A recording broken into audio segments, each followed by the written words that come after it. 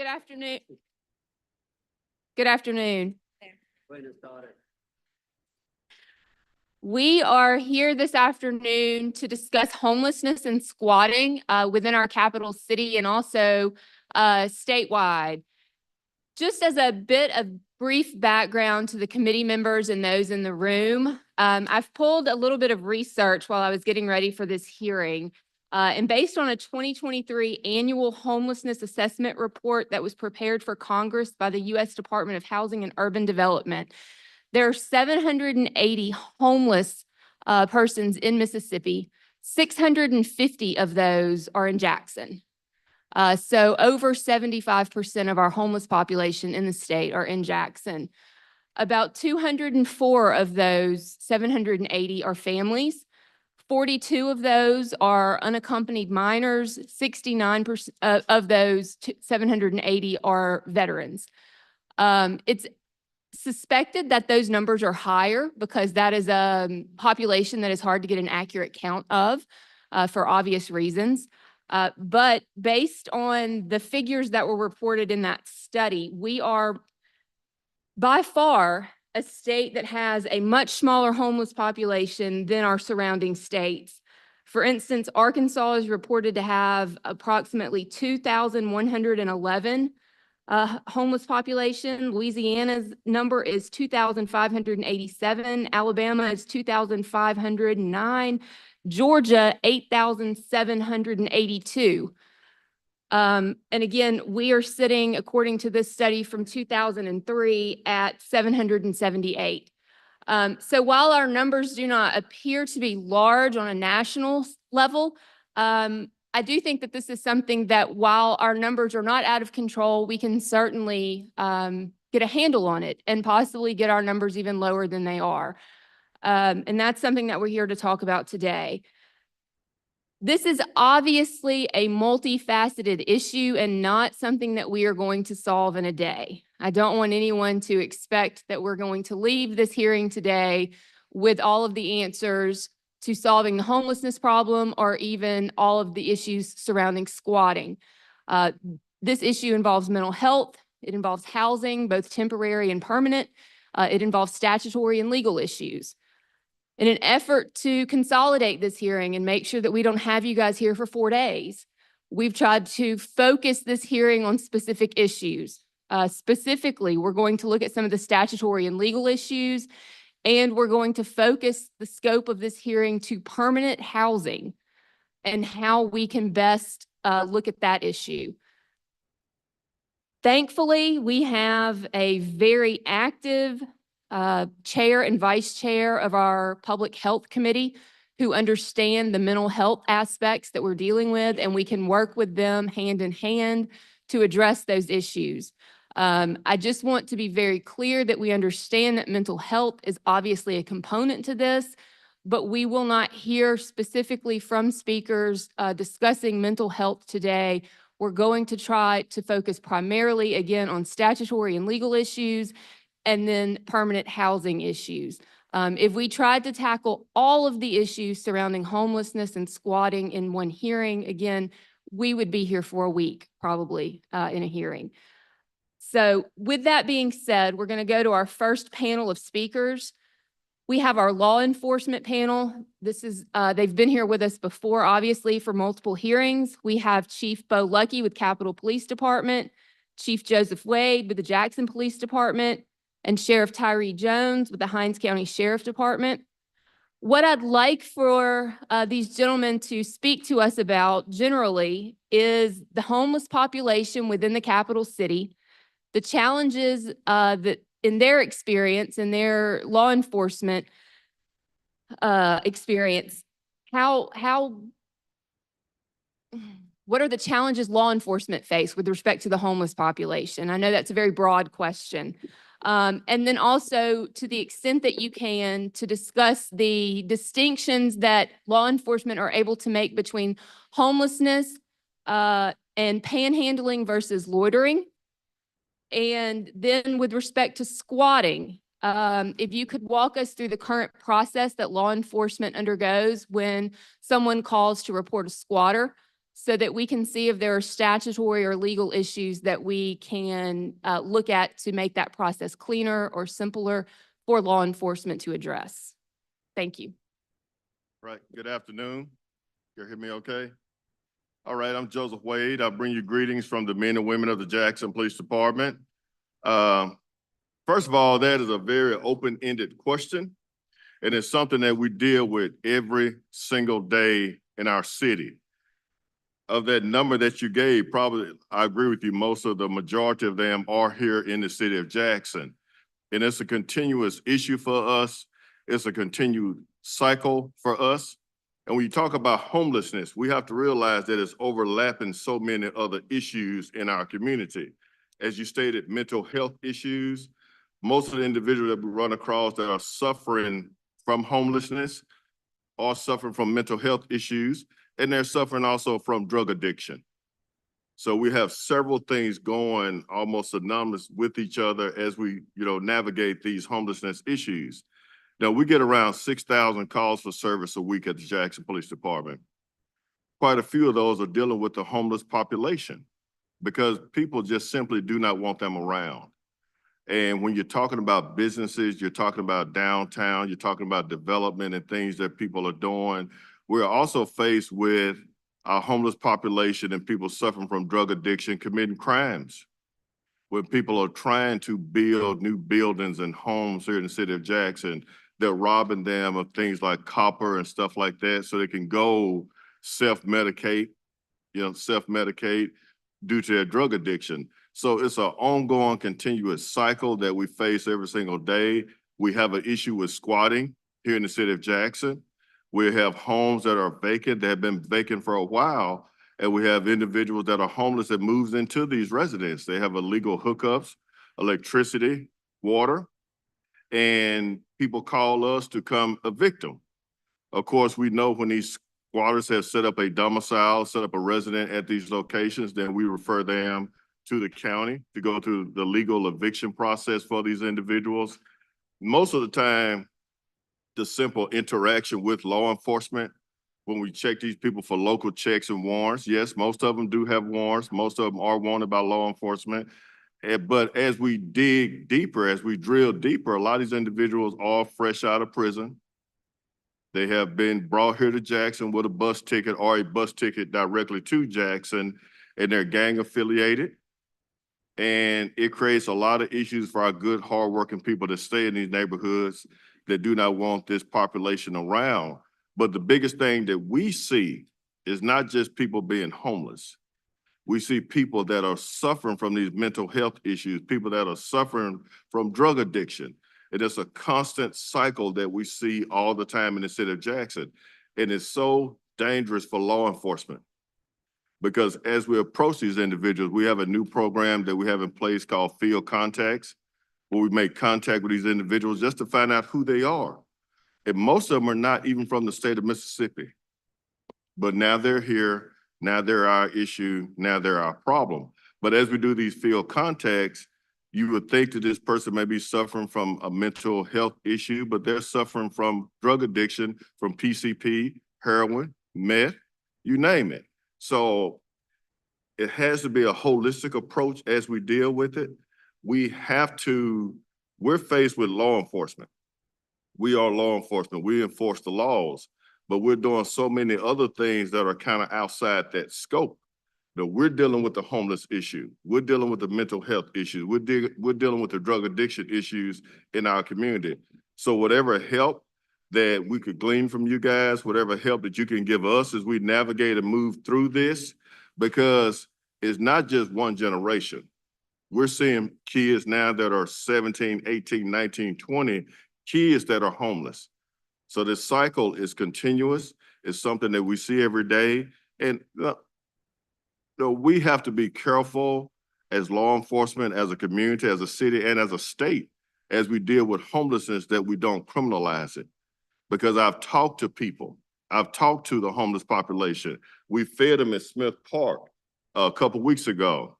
And I talked to a gentleman who said he never thought he would be homeless. He never thought he would be homeless, but he moved here to stay with his son and his son died. So now he's homeless. So we also have people like that that were a victim of circumstance, that were a victim of life, that are now on the streets of Jackson. We have to give them the resources and a pathway back to a decent quality of life. I'm open for any questions, but we all know that homelessness, blight, breeds crime in our community. Thank you.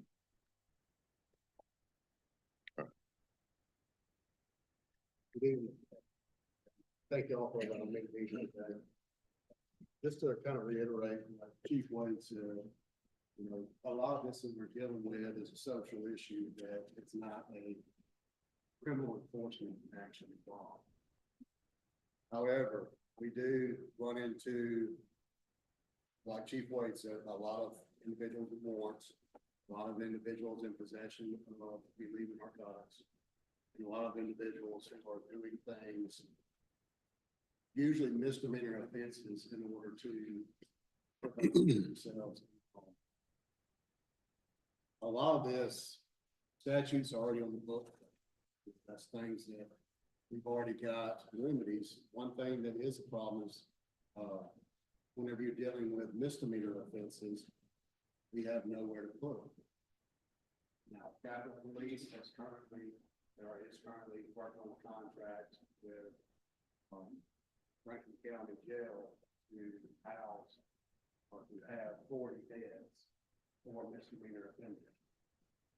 Hopefully, once Hines County gets their facility up and going, their new facility, and have more room, maybe they can use something like that there.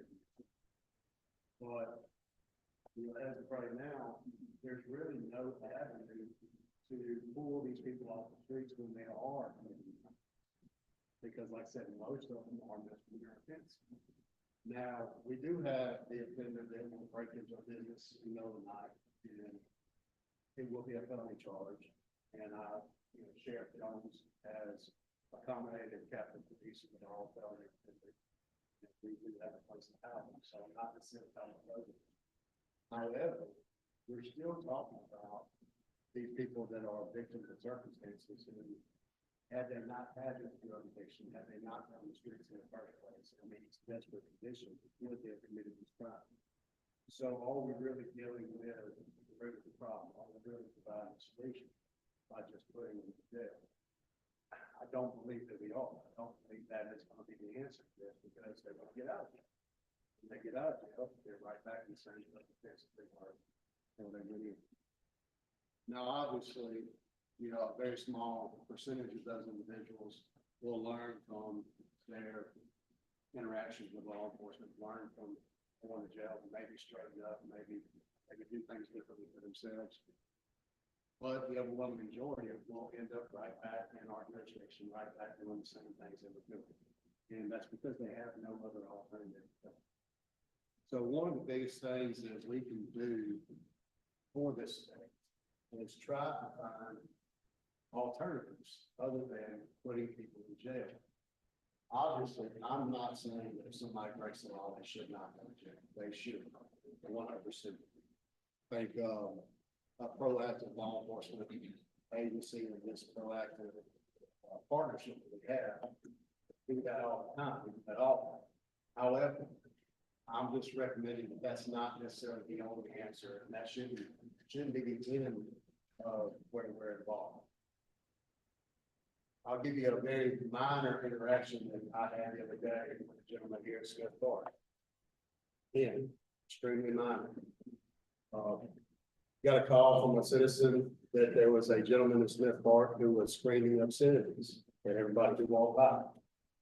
This is probably around 1:30 in the afternoon. Obviously, we have statutes in the books on disorderly conduct, public use of profanity, things of that nature. Now, a lot of those statutes do have some negative connotations, bring forth.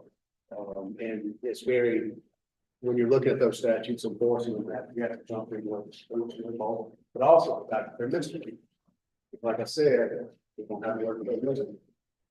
So then we're left with calling mobile crisis units out here to assist. Well, the problem is if somebody is out screaming obscenities and being belligerent in their speech, mobile crisis units are not going to really be much assistance to us because they will not force somebody to go in. Neither can we.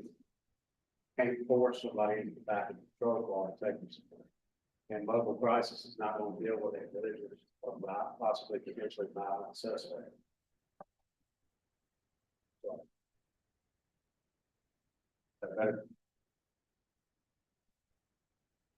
I guess it's, there it is.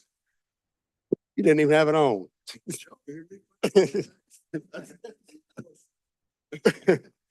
So in this incident that I was dealing with, we had no alternative for him other than to move him along. Tell him, hey, look, you know, you're no longer allowed to stay here in the park. Is there anywhere that we can take you to get you off the streets?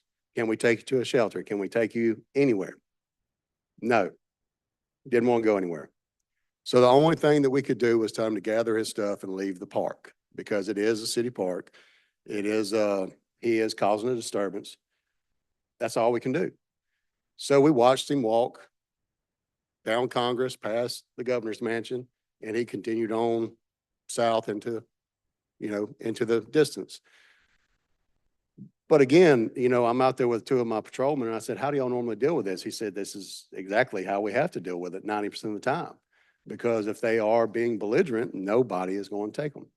One of the issues that we see is, like Chief Wade said, whenever somebody comes to the city of Jackson for mental health issues, they usually go to UMC now or either Central on Highway 18.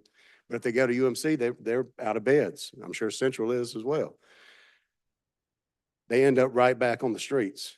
So now you've got somebody who's been transplanted from whatever city in the state of Mississippi they were at originally whenever the crisis began.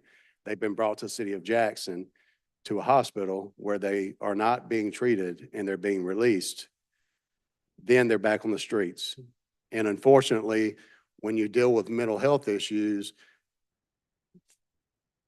there's going to be usually an underlying drug addiction as well, usually. Now, which came first, the drug addiction or the mental illness, we don't know. But usually there's going to be some sort of drug addiction associated. And unfortunately, the city of Jackson has plenty of drugs. All right, we are working tirelessly together to try to get drugs off the streets, but that is a never-ending battle, it seems, at days. So somebody who walks out of the hospital who has not been treated is sitting in the city of Jackson where they can turn their head in either direction and find a place usually to buy whatever it is their drug of choice is. And then the choice is theirs to get better. We all know that drug addiction is not solved by us. It's solved by the person who's tired of being addicted to drugs. It's solved by the person who's tired of being in that situation. We can do nothing to change whether or not what their future is. These individuals are no different. More often than not, shelters may have one or two beds open whenever we encounter somebody. They don't want to go there. They don't want to go there because the shelters have rules. The shelters have an environment that is not convenient for them and their addictions. They don't want to go there. They would rather attend the shower power and get what they need and then sleep on the streets. They would rather, you know, go get fed at the stew pot, but remain on the streets where they have control of what they want to do. You know, a lot of this is just really a social issue. That's why we don't have an answer to it. That's the reason why it's not as simple as we want it to be. You can't make somebody go into a shelter that doesn't want to go because they don't want to follow the rules. I think the root of it's going to be finding a way to medicate these individuals who have mental illness and treating these individuals who suffer from drug addictions. Because like I said, you've got to cure those underlying symptoms before they'll even want assistance from us. So with that said, you know, we do face a lot of issues and obviously on the business front, it's not a good look to have people walking down the streets in the business areas who are talking to themselves, who are screaming obscenities, who are walking around half naked a lot of times. Again, a lot of these things are not things that are enforceable by law enforcement officers. However, the minute things that are misdemeanors, and we really don't have a place to put them. So Capitol Police, we're going to be working on some kind of outside the box thinking. I've got a community engagement group that we're working on. I know Chief Wade is trying to work on some things as well.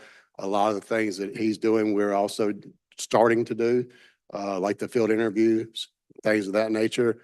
We have some of the same analysts that are working with us that are also working with his department and trying to make sure that we're all on the same page on how we deal with a lot of different issues, not just homelessness and squatters. Real quick on the squatters, I really can't say much more than what Chief Wade said. We run into it all the time. What we're dealing with, generally speaking, if we respond to a squatter is, did they cause any damage to the property? How long have they been there? I mean, is this a matter of trespassing? Did they just kick in the door yesterday? Do we know how long they've been there? Did they shatter a window? Did they do any other damage to the house? Then you're talking about malicious mischief. Trespassing, malicious mischief. You're not really charging anybody with burglary in Hinds County for breaking into a house just to find shelter from the elements. The district attorney's office is not going to allow that. So that's what we're looking at is the front door that they kicked in, is it over $1,000? If not, it's a misdemeanor. It's a felony. I mean, I'm sorry, if it is over $1,000, it's a felony. Trespassing obviously is a misdemeanor. So that's what we're running into with statutes is there's things out there to address some of these issues, but we're not utilizing all of them to the fullest. And at the end of the day, I would argue that it's not going to be the answer to the problem because, like I said, they're all going to get out. They're all going to be right back in the same situation. Some it will deter, but most it probably will not. Thank you. Good afternoon. So I think we've talked mostly about homelessness. And as you all know, just like Chief Lucky and Chief Wade both stated, that is a social issue that's surrounded by other elements, precursors, and social issues. Also, we talk about jail space for these individuals if misdemeanor offenses have been committed. But I've been doing this a long time, and I started work in my area right here in downtown Jackson when I first started. And one thing that I did learn years ago, that this was not an issue that you can arrest your way out of. Even if you did find these individuals in violation of a misdemeanor offense, there was only so long that they could be held. Once they are released, which sometimes may be the end of your 8-hour shift, they'll be right back where you picked them up from, and the next shift will be facing these individuals also. So that's why we have to be proactive. We have to think of other alternatives that to address other issues surrounding this so that they won't be on the streets, so that they will find some type of housing, something positive to do. And that way the communities and the citizens won't be embattled with them in the neighborhoods. Because one thing about it, it's not against the law to be homeless. And I am not a fan of arresting a homeless person if there are other alternatives or measures that we can take to prevent that. We talk about the squatting issues, and I think I spoke vaguely or briefly about this before. There is a serious squatting issue that we face here in Jackson and in Hinds County also. But when we talk about criminal violations with squatting, you have to have the owner of the property that's willing to come forward and sign charges against these individuals, because technically it's their property. They are the complainant. We are the responding agency. We can sign an affidavit against these individuals for trespassing on someone's private property or going into their house illegally or whatever the case may be. But the issue that we do face is the owners of these properties are not localized here in the state of Mississippi sometimes. And there are some properties that belong to people in other countries. So how are we to contact these individuals, first of all, to see if they want to file charges, even if we can identify the person that actually owns the property? So you have third parties right here. They'll find these properties, they'll see these properties, they'll look on the land roll, they'll see who owns them. It may be somebody from another state, it may be somebody in another country. And what they do is they'll pose as a landlord or someone that can give someone else access to this property. And I think we talked about this before, it's even to the point where they're actually charging rent. And these people are actually paying rent for these properties. And they are stealing electricity, stealing other utilities when they're not supposed to be there lawfully according to the property owner. So when we talk about squatting, that's why we have to make sure that we also look at the fact of how they got into these residences, who actually owned them, and if this person is willing to hold them accountable, which 9 times out of 10, they're not, because we can't even make contact with them. And as soon as that squatter or those persons are gone, if that property is not secured, if it still appears to be what we would consider a blighted property, then guess what? Somebody else will take full advantage of that, and they'll go in right behind the following group, and they'll set up residency in these properties. And once again, it would be a recurring cycle where law enforcement is involved. Our hands are tied. There's only so much that we can do to address the issue. So while we're discussing these issues, what else can we do to hold other people accountable and responsible for not only their properties, but even some of these third parties that's posing as landlords or renters that's giving people access to these properties? What can we do to hold these people responsible about, we talked about before, about the conditions of their property? Some of them have never even seen their property before. If you live in Belgium and you have a house in Jackson, Mississippi, 9 times out of 10, the only place you see in a picture of that house is on the internet. You're just paying the taxes, writing the taxes off. I'm not exactly sure how that process is, but how can we hold you accountable for what's going on with your property? And therefore, law enforcement is faced with the social issues and the criminal activity that's surrounding that property. And the people in the neighborhoods are suffering because of the conditions of the property and because of the, sometimes it is a criminal element, but sometimes it's not. And even when it's not, but these are individuals that do not care about the property, the upkeep of the property, and therefore leaving it a blighted property in the communities that people have to drive by and see on a daily basis. Thank you. I have a couple of questions and then we'll open up questions to the members. Can one of you or all of you, if you'd like, discuss for me the distinction, if you're able to, between loitering and panhandling versus our actual legitimate homeless population?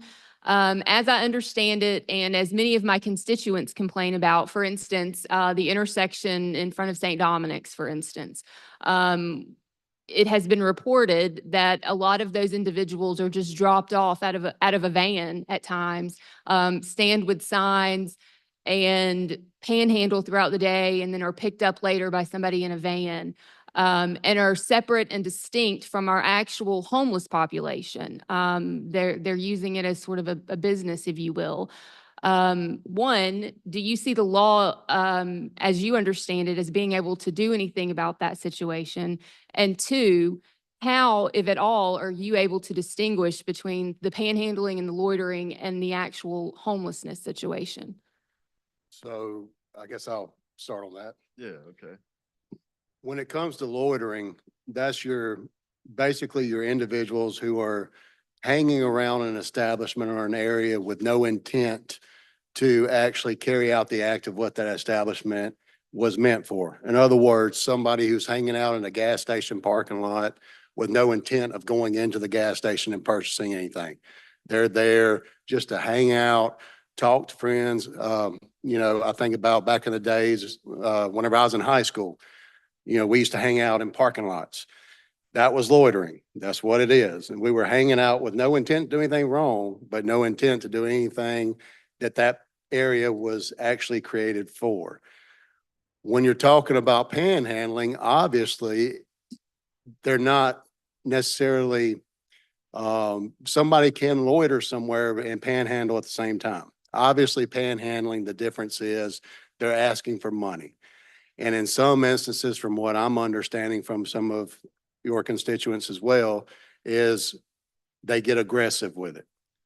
We have people who will hang out in parking lots and either their intimidating appearance, their intimidating speech, or their actions or mannerisms creates a more intimidating environment. When they ask for money, it seems more forced than voluntary. What I would suggest and what I have mentioned in the past is anybody who's going to be asking for money needs to be subject to getting a permit. We need to take away the stipulation of whether or not they're homeless, whether or not they're a nonprofit, whether or not they're a corporation, whether or not they're being dropped off by somebody. Bottom line is, if you're going to stand somewhere in the public and ask for money, there should be some sort of permission given for that, some sort of valid reasoning for it that is provided to a government entity and some sort of permit issue. Because if we start saying, picking and choosing which groups we're giving permits to or requiring to have permits, then whatever we implement is not going to be enforceable. You cannot have any kind of regulation that is only set up to basically make it hard for a homeless individual to get a permit. It's going to have to be across the board. If you're going to pick up money, and look, I know it's an inconvenience. If your son or daughter, is in a athletic group or Boy Scouts or Girl Scouts, and you're trying to raise money, it's going to be an inconvenience to have to go get a permit. But that's just something that we're going to have to look at. If you're going to be asking for money, I think that we should try to find a way, an avenue to where they have to provide the reasoning, what the money's going for, whatever. And look, if they're dishonest about it, that's on them. There are laws on the books for, like what we talked about earlier. Somebody's posing to be a landlord of a property they don't own. They start accepting money, a deposit to put somebody in it. There's laws on the books for that. That's generally mail and wire fraud. That's generally going to be embezzlement by contract. There are laws in the books. And what we need to look at back to the squatters is maybe putting a law in the books that specifically pertains to squatting. Which what you're going to be dealing with there is somebody who doesn't enter into a premises that they don't have the intent to commit a felony therein necessarily, which is what burglary requires. Unlawful entry into a property with the intent to commit a felony within. A squatter is just trying to get away. Basically would be a trespassing statute that is somehow reworded, redone, redesigned to match the problems with squatters. Again, though, you're going to have the property owners accessible, whether it's a felony or misdemeanor, to show that unauthorized use.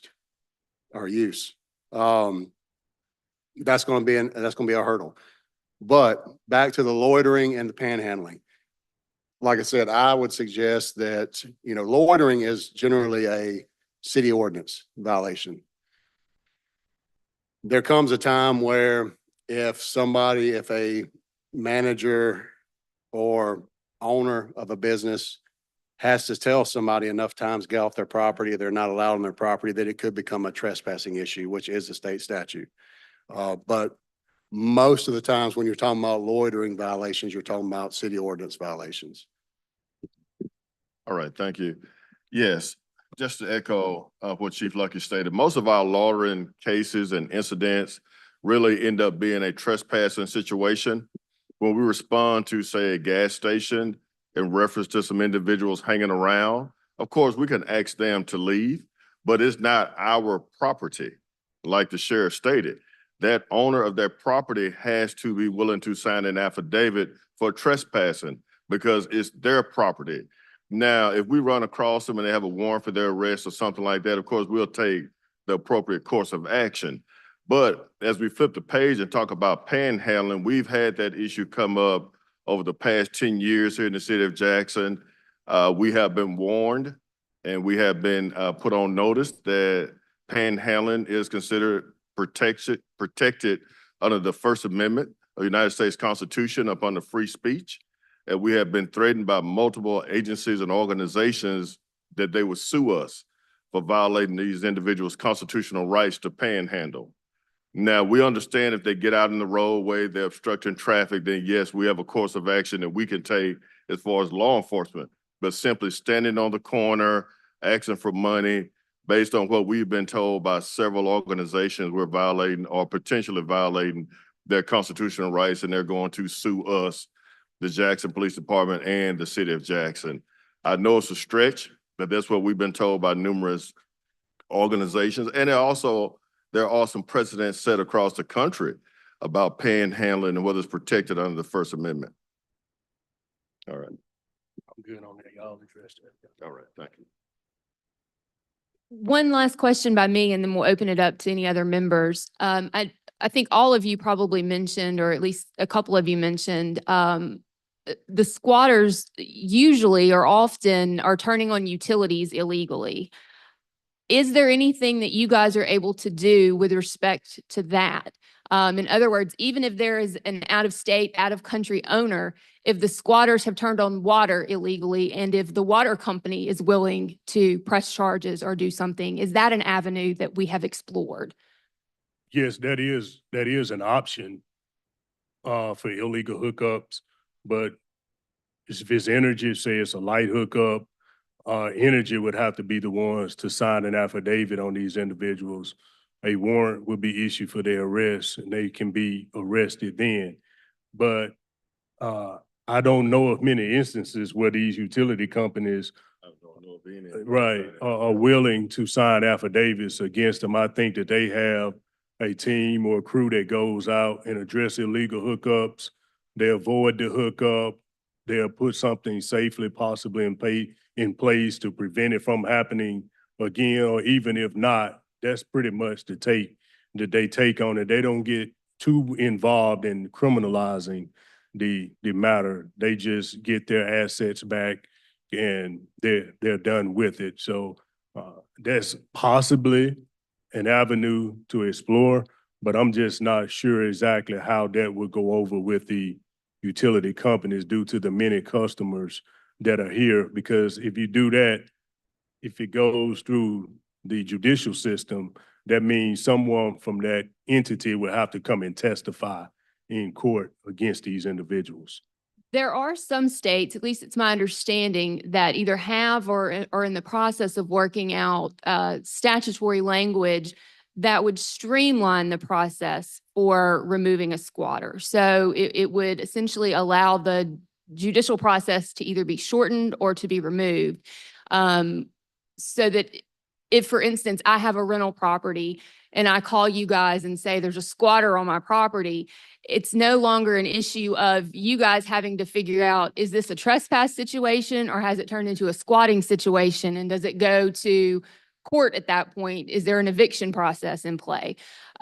Which I think is maybe part of the problem that you guys are facing at this point because of our laws that are on the books. Is that accurate? So you're absolutely right. And especially with us, because of the fact that we have to sometime enforce the civil side with the sheriff's office. You know, sometimes people can actually own a property and there can be someone within that property there what we would consider illegally, but it's in a civil matter where they would still have to go and file paperwork to evict somebody out of their property that should not be there because these individuals refuse to leave.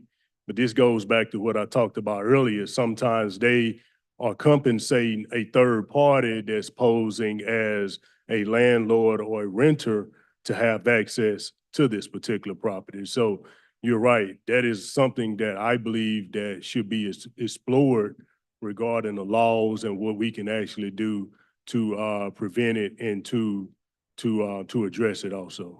And as the sheriff stated, we get these calls all the time in Jackson.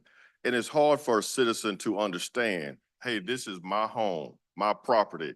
I don't live there anymore. Now a whole family or individuals have moved into my property and you can't make them leave as law enforcement. They don't understand that. And I understand it completely and I get it, but it's confusing to our citizens here in the city of Jackson and to the state of Mississippi. It appears that the squatters have more rights than the people who own the property currently here in the state of Mississippi. Until that's addressed, we're pretty much, a dog barking with no teeth when we go out there, because it could be a situation where it's trespassing, but more than not, these people have moved into this residence and they're gonna destroy it until they're properly removed away from that property by the homeowner and by the processes that are put in place right now, which is an elongated process. It's not a short process. And it's confusing to our citizens. It's confusing to us sometimes as well. Do we have questions from any other member? Gentleman from Hines. Thank you, Madam Chair. Thank you guys for coming to speak. I just have one quick question, and this may be a very simple question, but I really want to get your honest opinion on it. The numbers that you said that, I think you mentioned that we're over 700 homeless across the state, majority of them actually in the city of Jackson. In your honest opinion, what is so attractive about the city of Jackson that majority of the homeless want to come here? I mean, I'm saying, like, why not the coast? Why not, North Mississippi? Why not Rankin County? What makes them want to come in Jackson? So Jackson has the bus station and the train station. And I think that over the amount of time and over the years, we've learned, for whatever reason, that sometimes attract people to, especially the downtown area. We talked about people being released from prison, and where are they brought? They're brought here to Jackson sometimes, to the bus station, to catch a bus to go somewhere, or they're either brought from somewhere else into Jackson. And when you get here and there's nothing positive that you want to be involved in or that you want to do, then what happens? You become identified as a homeless person in Jackson, and you find yourself sometimes to be involved in criminal activities and criminal behavior in order to what they would consider survive, but you're victimizing people at the same time also. Yes, just to echo what the sheriff stated, resources are here in Jackson. The resources are here in Jackson. You have so many entities that are helping the homeless population here in the city of Jackson, unlike our neighboring counties. You also have MDOC here downtown. A lot of people are right out of prison, and they've been transplanted and relocated here to Jackson to try to meet those requirements of being out of prison with MDOC. It's a major issue, but also when you talk about panhandling and homeless population, they're panhandling on Lakeland Drive and County Line Road. That's a lot more productive instead of going out into the county and other places because of the population. And also there's zero tolerance. For some reason, when I go other places, I don't see the panhandling, but in the city of Jackson, I see it. But we're the ones that's being pointed at to say, I'm going to sue you if you do this to affect the panhandling. So resources are here, more people are here, and this is where they migrate to. But also, we've got to be honest that some people are being, moved from these other areas into Jackson and put out. So, and that's something that they tell us. It's not just something that I've made up. All right. Gentleman from Hines. Thank you, gentlemen, for being here. And in our last meeting, and I'm glad you addressed it the way you did, and we talked about some other areas. So I'm gonna name those some other areas. They come from Memphis. They come from New Orleans. They come from Rankin County. They come from Madison. These individuals have been dropped off in the city of Jackson and left to fend for themselves. And there was a video, if you recall, where an individual from Flowood dropped a homeless individual off in the back of a parking lot and let him fend for himself. So we know where those other areas are and why they're doing that. And I appreciate everything you're doing. But quick question. From other jurisdictions, law enforcement throughout the country, is there a model plan that could be utilized in the city of Jackson to help our homeless situation with respect to getting the education and things of that nature? Well, I've had the opportunity to visit some larger agencies across the country, specifically Los Angeles Police Department. And I had the opportunity to walk down Skid Row. And I don't know if that model exists because they had probably 10,000 people, estimated homeless population. I've also visited New Orleans PD. They have such a huge homeless population, Cincinnati, Ohio, Memphis. So I don't know if the model exists because the homeless populations appear to be growing across the country. When I talked about Los Angeles Police Department, they talked about such a large homeless population downtown. You're paying these astronomical rents to stay downtown, but you're stepping over homeless people as you come out of your apartment or townhouse. So it's not just something that the city of Jackson has a monopoly on. I would be more than willing to look and see, where it's working somewhere else. But most of the agencies that I visited, Philadelphia, Pennsylvania, they have a large homeless population as well. And it's a social issue. It's something that we have to address holistically with the mental health component, the drug addiction component, if we want to be successful in dealing with it holistically. I really believe that, but I'll be willing to entertain another agency if they're doing a better job dealing with it. Yes, sir. So I'm familiar with Houston PD, and if you get a chance, look at Houston PD. They have a homeless division. That's the only thing that they address is the homeless population. But what they also are afforded, they're afforded monies and resources to address all of the issues that's surrounding homelessness, like we talked about mental health, substance abuse. All of those components come into play, and they're able to bite off of these resources to address the homeless in Houston. And from what I've seen and from what I've experienced and read about, they have been very successful with addressing some of the homeless population because they are able to give them the resources that they need. They have these one-on-one relationships with these individuals. They're able to help them seek employment opportunities from different agencies or entities within the communities that are willing to give the homeless population a job. So I think that Houston PD will be a good model and something to look at, and maybe it's something that can be incorporated here. Of course, it will be a much larger scale there, but just the fact of the resources that they are afforded to be able to address it, I think they should be commended for the job that they do with the homeless population there. So to go back to your question about why here, why Jackson, I think another important point to mention also is the I-55, I-20 corridor right there at the stack. You've got two major United States interstates connecting right here in Jackson. That brings a lot of travelers through the city of Jackson, just that highway system itself. Also, you see a rise in homelessness on the coast as well. I can only assume I-10, there's a lot of interstate travel on I-10 as well. So I would suspect that when you have a heavily traveled interstate, you're gonna have issues along those corridors, especially at junctures in major cities like Jackson, Biloxi, areas like that. Another thing that makes the city of Jackson appealing is the abundance of shelters here to hide from the public and do what they want to do. In other words, the blighted properties. At 1 o'clock in the morning, you can enter pretty much any of these businesses downtown that have been condemned, or not necessarily condemned, but have been shut down and are basically falling in on themselves. And you will run into a dozen or more homeless individuals, many of which who are high, many of which who have warrants. There's areas for them to hide from the sight of the public in order to do what they're going to do. Because like I said earlier, this is normally a choice that people are making.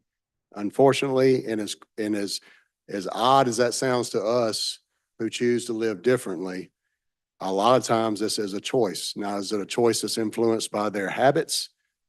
Possibly. Is it a choice that's influenced by their circumstances? Probably. But what makes Jackson a more appealing place than Rankin County, for example, or Madison County, you don't have as many structures to which to run to do whatever you want to do as a homeless person. For example, the Coca-Cola plant on Highway 80 by Battlefield Park.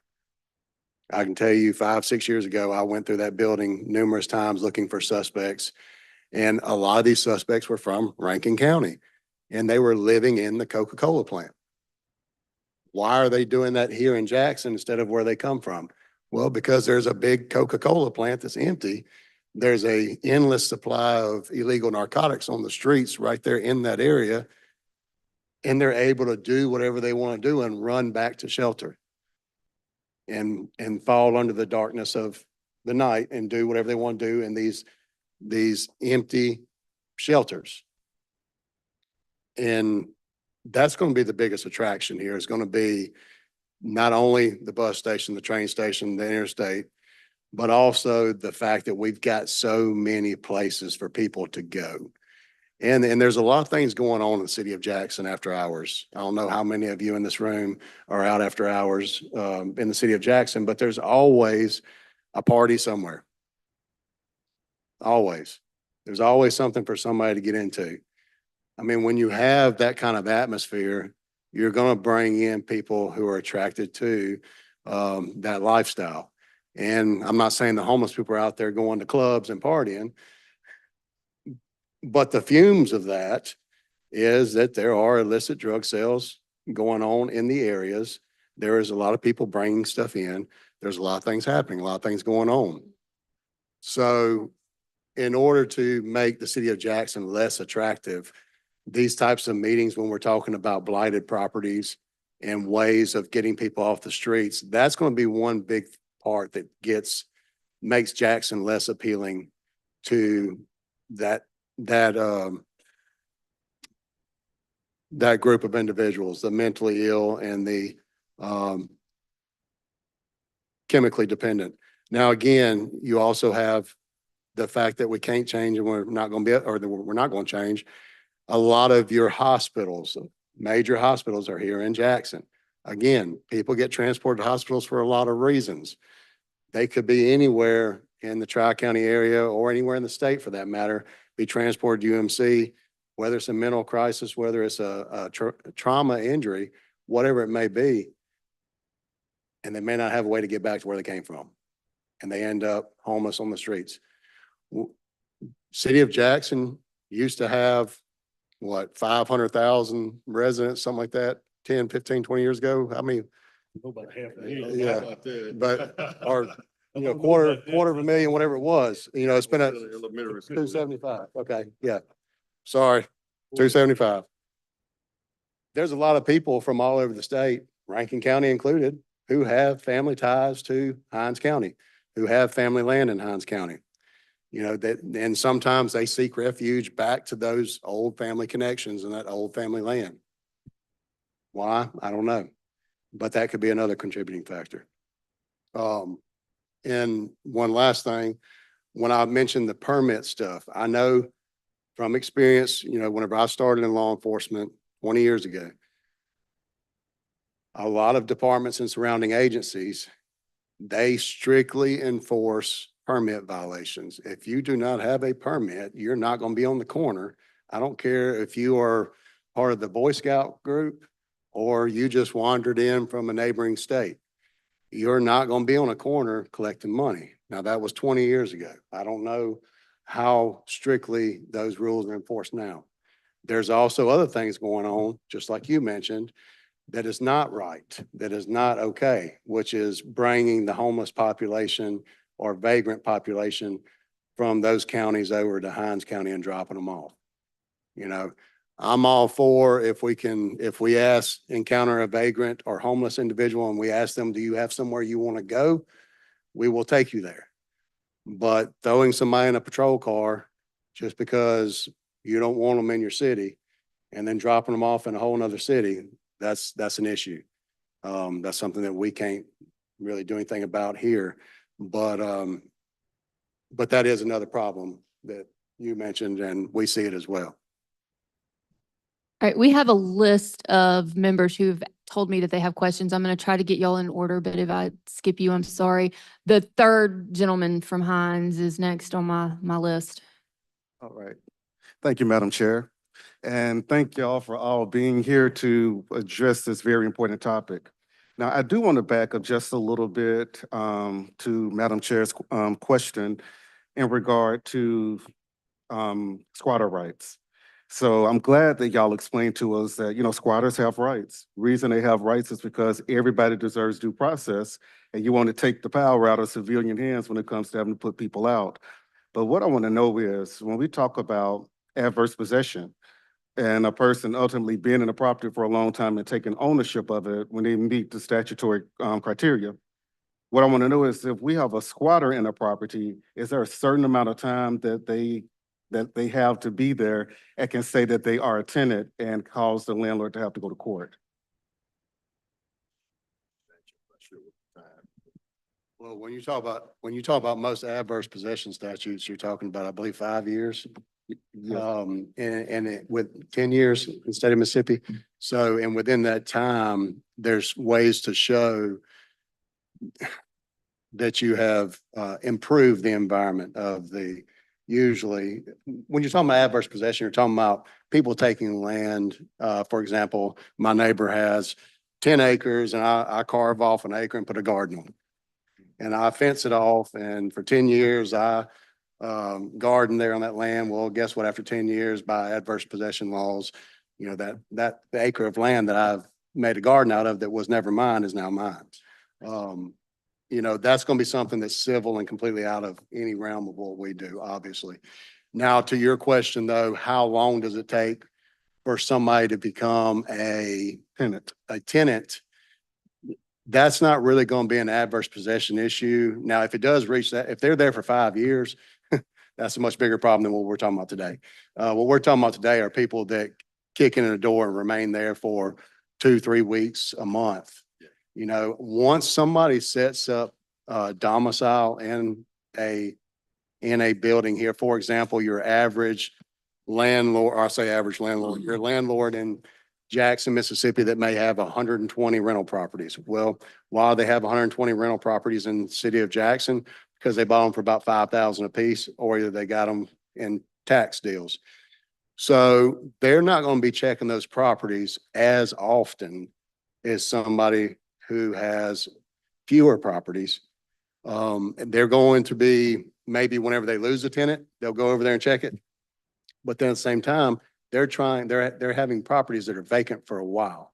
Well, they're having to tend to other properties that need maintenance and upkeep as well. So just outside the fact that you have absent landlords from the city of Jackson, they're busy. I mean, if you've got a lot of properties in the city of Jackson, you're turning over tenants overnight a lot of times before you even realize you don't have a tenant anymore.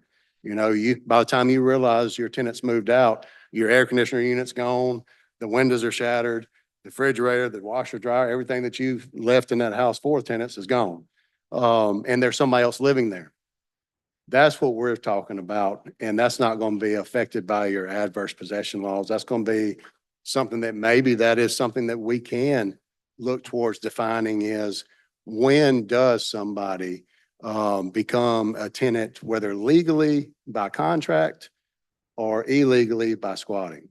Because you're right, there should be some kind of due process for this, but it's got to be something that is enforceable across the board and that has a distinct characteristic and elements to it. it can't be a whole lot of guessing. Like, for example, theft of utilities, one of the hardest things you're gonna have to prove with theft of utilities is what's the monetary value of the utilities that were stolen. I mean, we can't break down kilowatt hours. We have to rely on energy and utility services to tell us how much was used. Well, then if they plugged into your meter, how do we know what you used and what they used? How do we divide that out? So there's a lot of uncertainties that exist within statutes, and I think that we have to be cautious of any new statutes that we build from this day forward dealing with this or anything else. We need to have more defined parameters, more certainty in those statutes. And that's one thing that I think is a very important piece to address is how long have they been there? At what point does that trigger the eviction process? You know, is it somebody who kicks in the door and sits down for 45 minutes and then is found? Or is it somebody who has been there a week and moved in furniture? You know, at what point do we, and right now we don't have a definition of that. We at the Jackson Police Department, we don't evict anyone, whether it's somebody late on their rent or it's a squatter. Now, what we do is look for the criminal aspect of it. If they're trespassing, and we can locate the owner, which most of the time they're not a resident of the city of Jackson or even the state of Mississippi. So that creates a lot of issues for us. But we have more than not is situations like Chief Lucky stated, where somebody has kicked the door in or went through the back door and they're there for a couple of weeks or maybe even a couple of months. And the owner, not knowing that they're there, go by their property to check on, and you got a whole family living inside this property. Then of course they'll call law enforcement out. Hey, I want them off of my property. I want them out of here. Now we have to refer them to Hinds County for the process to legally evict them out of their property. And just very briefly, you know, we talk about holding the accountability factor on the property owner. And I'll just give you a scenario of something that just happened within the last 2 weeks. There was a guy, he was contacting my office about squatters on his property for the last several months or whatever. You know, we sent deputies out, they would go out and they would remove them. But I would always tell him, you need to better secure your property. If you don't better secure your property, they're going to go back in. There are ways where you can secure your property if you really wanted to prevent them from going in, whether it's putting some type of bars up. You can't just depend on putting, especially if the condition of the property is good, you can rent it out. You can't just depend on boarding windows and putting a lock on the door. Well, he failed to do this, but he kept calling us. We would go out. So about 2 weeks ago, he called us and I sent some deputies out. And when they got out there, guess what? The property had burned to the ground. Jackson Fire Department had responded and put a fire out. But to further let you know that he didn't even know what was going on with his own property, he didn't know that his property had burned until we gave him the news that the property had burned. So that disconnect between the property owner and knowing what's going on with their property always plays a factor, because if he had known what was going on with his property, he would have known that his property had been burned. And I'm sure that the squatters or somebody that was there in the occupying the resident are probably the ones that were responsible for doing it. Lady from Madison. Thank you, Madam Chair. Just was wondering if y'all are familiar with what they call the homeless city behind County Line Roads, the old Toys R Us off County Line Road. How big is that encampment of homeless? We are aware of it. I'm not sure how big it is. We have not went back there, at least I have not went back there personally to see how big it is. But of course, perfect example, resources, they can panhandle and get money. And I see some on some very nice bikes that people have given them. So now they have a mode of transportation to get up and down 55 and County Line and Lakeland Drive. So that's something that we can look at. And we have gotten some complaints from some citizens in that area, but they are staying close to where the resources are, and the resources are the ability to panhandle without any recourse, you know, here in the city of Jackson. So it continues to be an issue. Yes, But sir. we do have that one, and we do have another one down in South Jackson that we are aware of as well. I know that they panhandle right at County Line Road. In fact, they take turns. They sit in the southern Farm Bureau's shaded area and they take turns. And then oftentimes they'll go across the street in Ridgeland and spend the night in the hotel and cook off the balcony. They have a grill up there and they cook Yeah. at night. So They have a that's strategic- panhandlers, yes, yeah. They have a strategic approach. I pulled up on one on Lakeland Drive and told him to get off the corner. He asked me, could I give him a ride? I'm dressed like this in my police vehicle, so they're very strategic. So for County Line Road, another thing that they do, they go to the local restaurants over there, especially Chick-fil-A, and they try to get into the dumpsters over there to find food at the local restaurants over there in that area. So again, that's why it's somewhat convenient for them. I'm a Northeast Jackson resident also, and I go down County Line Road throughout the day, and I see them out there. And there are times I've stopped. We had a guy out there about 2 weeks ago. He was in a wheelchair, and he was at the intersection of Ridgewood Court and County Line Road in a wheelchair, knocking on windows of people. And I had to actually block off traffic to get him back across the street in a wheelchair, because not only would he went right back to this area where we're talking about now, he went back towards the TJ Maxx, Yeah. that area, that strip area down there. But not only was it about panhandling, he could have got hit by a car or a vehicle. And then there we are having to work an accident, or JPD or Ridgeland Police having to work an accident where someone has been fatally wounded or seriously injured also. Yeah, I'd like to see what Chief Lucky, his idea of a permit to panhandle, I think, or whatever you want to call that, I think is a very important for us to get a grasp on that. So thank y'all for being here. I mean, not bad. Thank you to all three of you for being here. We appreciate everything that you guys do. We're going to look at ways that we can help you do your jobs more efficiently, in any way that we can. So again, thank you for being here. We're going to move on to our next speaker. We're going to hear from Dr. Clay Hayes. He's the chair of LaFleur East Foundation. Yeah, at the head of the table. Head to the hot seat. Oh, no, I'm a little busy now, but I get rid of this. All right, bro.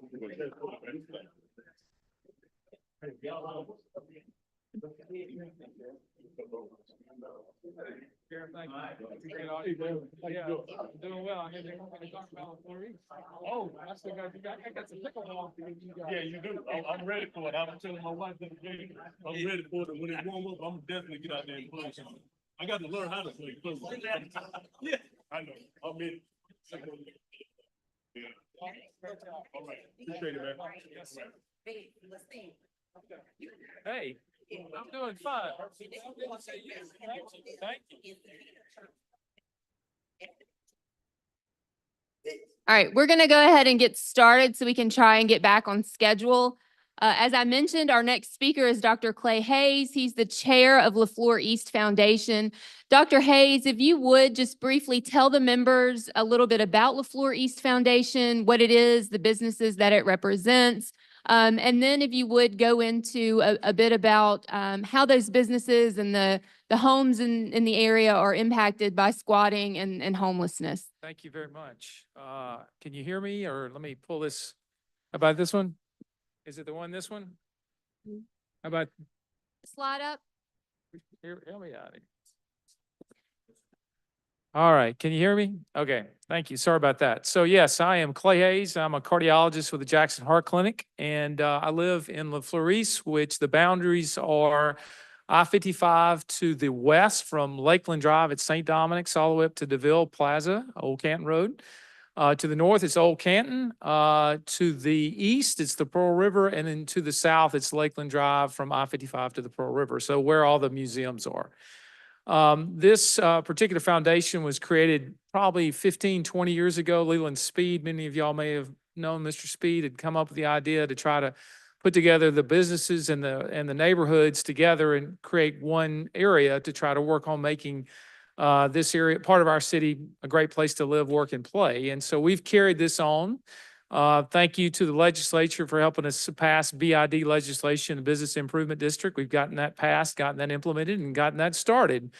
And one of the things we are able to do is to cut the grass, to make things, we cut the grass all the way up and down Lakeland Drive from St. Dominic's to the river, and all from Lakeland Drive all the way up I-55 up to DeVille.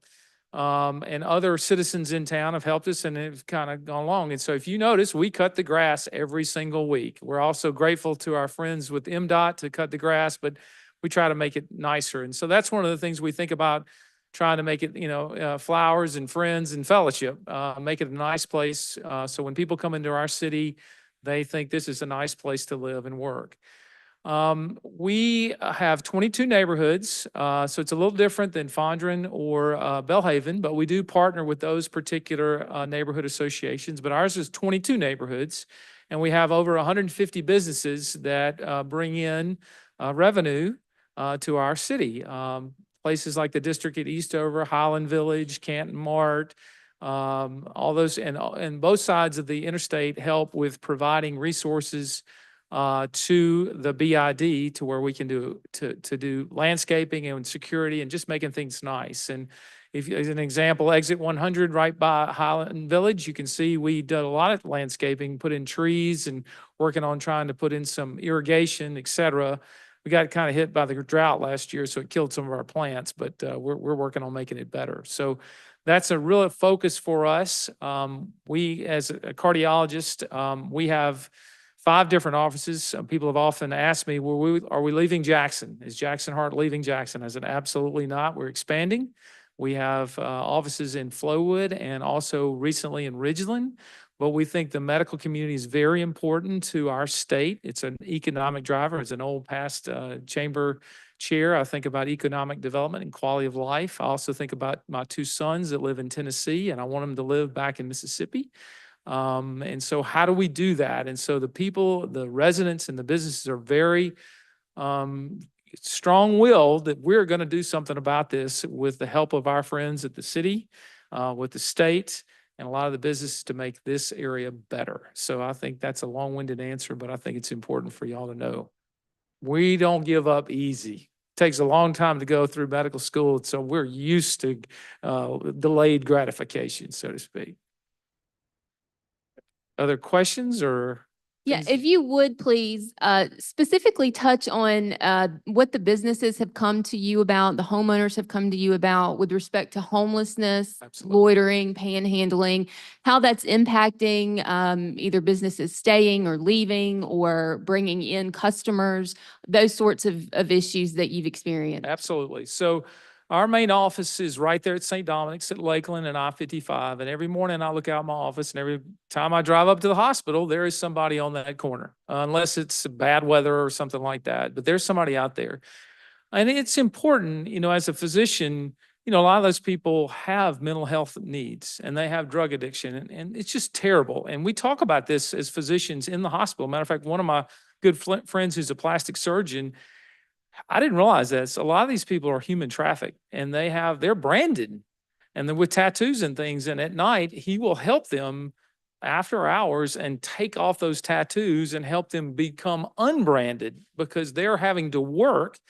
They have to get a minimum of $250 a day. And once they do that, then they'll be picked up and be shifted somewhere else. And we have started to identify those people, trying to learn their names and just take them on a plate of food, a cup of coffee, just making them feel like a human, because a lot of these people are human, and we want to make sure they get, compassionate care. It's one thing to show empathy where you just say it's like somebody with a rock on their back and they're on the ground, say, boy, that must be heavy. But to also show compassion and getting the rock off of them. And how do we get them better? And of course, years ago when St. Dominic's closed their mental health hospital, that hurt, because we didn't have a real good mechanism to try to help those people with mental health issues. And we're trying to figure out, how do we get that back, and how do we work with the universities? The physicians in town all really want to work together to make our place a better place to live, because we realize people come from all over the state to come get the care that they need. Often, many of them are afraid. They're like, well, what is that person going to hurt me if I stop at the stoplight? What do I do? They come to my window, they're asking for money, and the vast majority of them are just looking for a cup of water or maybe a few dollars or what have you. And so we're trying to figure out ways to help, like working with United Way. We've seen other places like Chattanooga or Dallas or Fort Worth. Well, they'll have QR code signs that if you want to give money to somebody to try to help them with compassion, give it to the United Way and let them, divvy out the resources instead of giving that dollar to them directly. You can do it through a different avenue. So these are just some options that we're thinking of. I live in Meadowbrook Highlands, and we actually had a squatter. Somebody had $1 million home, and they were trying to sell it, had moved out of state, and didn't realize that another woman had moved into their house until we started saying, what's going on? The lights aren't supposed to be there. And so our neighborhood association notified the owner, and then they were able to get them out. So this is in, 2 miles from where I work. This is my house. And you can imagine what my wife thought. She was really nervous about that, but, we handle it, and certainly the law enforcement officials have really helped us a lot. And we're very, very grateful. So we want to be a partner alongside of the government entities. So. We have another presenter later who is actually going to talk to us about something that the coast did with respect to the United Way QR code and how that worked. So we'll get to hear more in-depth information about that as well. But it's nice to hear that LaFleur's Foundation would be interested in partnering with something along those lines. Absolutely. And, and if there are resources that we can help with, and that's the other beautiful thing that we've been able to help with is public-private partnerships. So we think about the museum trail working with the city and the state, MDOT. We want to do those things. As many of y'all may have heard, like we just pickleball courts. If we brought the first public pickleball courts to Jackson, and we're grateful for the assistance that the city has given us to do that. And we want to try to redevelop Palm Bridges Park. It's the most utilized park in all of the city. And we want this to be a pilot project. We don't want to just stop with Palm Bridges. We love to go places like Battlefield Park and these old, wonderful places that can be re-energized. And we just got to we got to figure out how to do it. And in medicine, we often use the scientific method where we identify the problem, we come up with a plan, we implement the plan, we study it, and then we adjust these ideas. And we want to try to do this same idea again, but we need help, and then we want to work with each other because the solution is going to come within this room. It's not going to come somewhere else. And if we think of somebody else coming up with the solutions, they're not going to happen. We've got to come up. Now we go look at other places, but it's going to come from us. And we're excited to work with everybody. It's fun to kind of do these projects. Do we have any questions from any members for Dr. Hayes?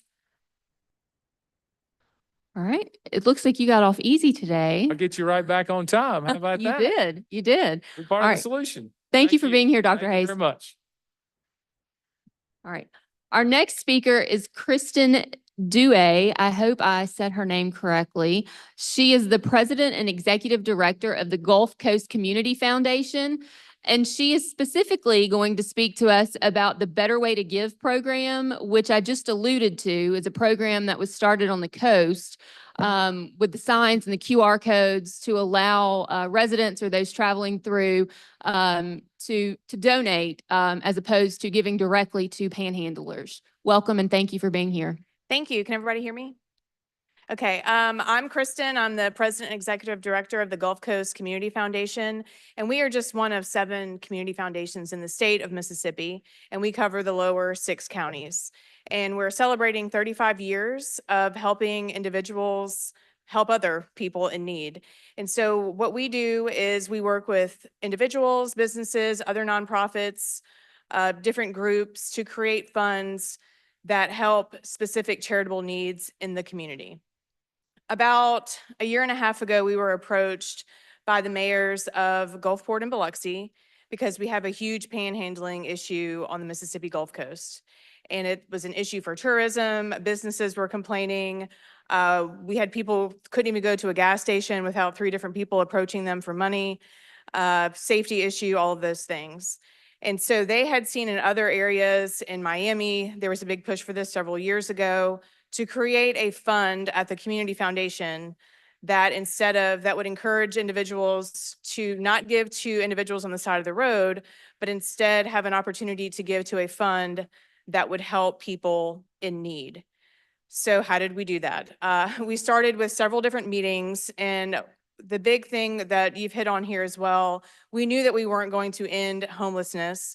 And just because you're a panhandler doesn't mean that you're homeless. And just because you're homeless doesn't mean that you're a panhandler. And it's not illegal to panhandle. So how do you fix that?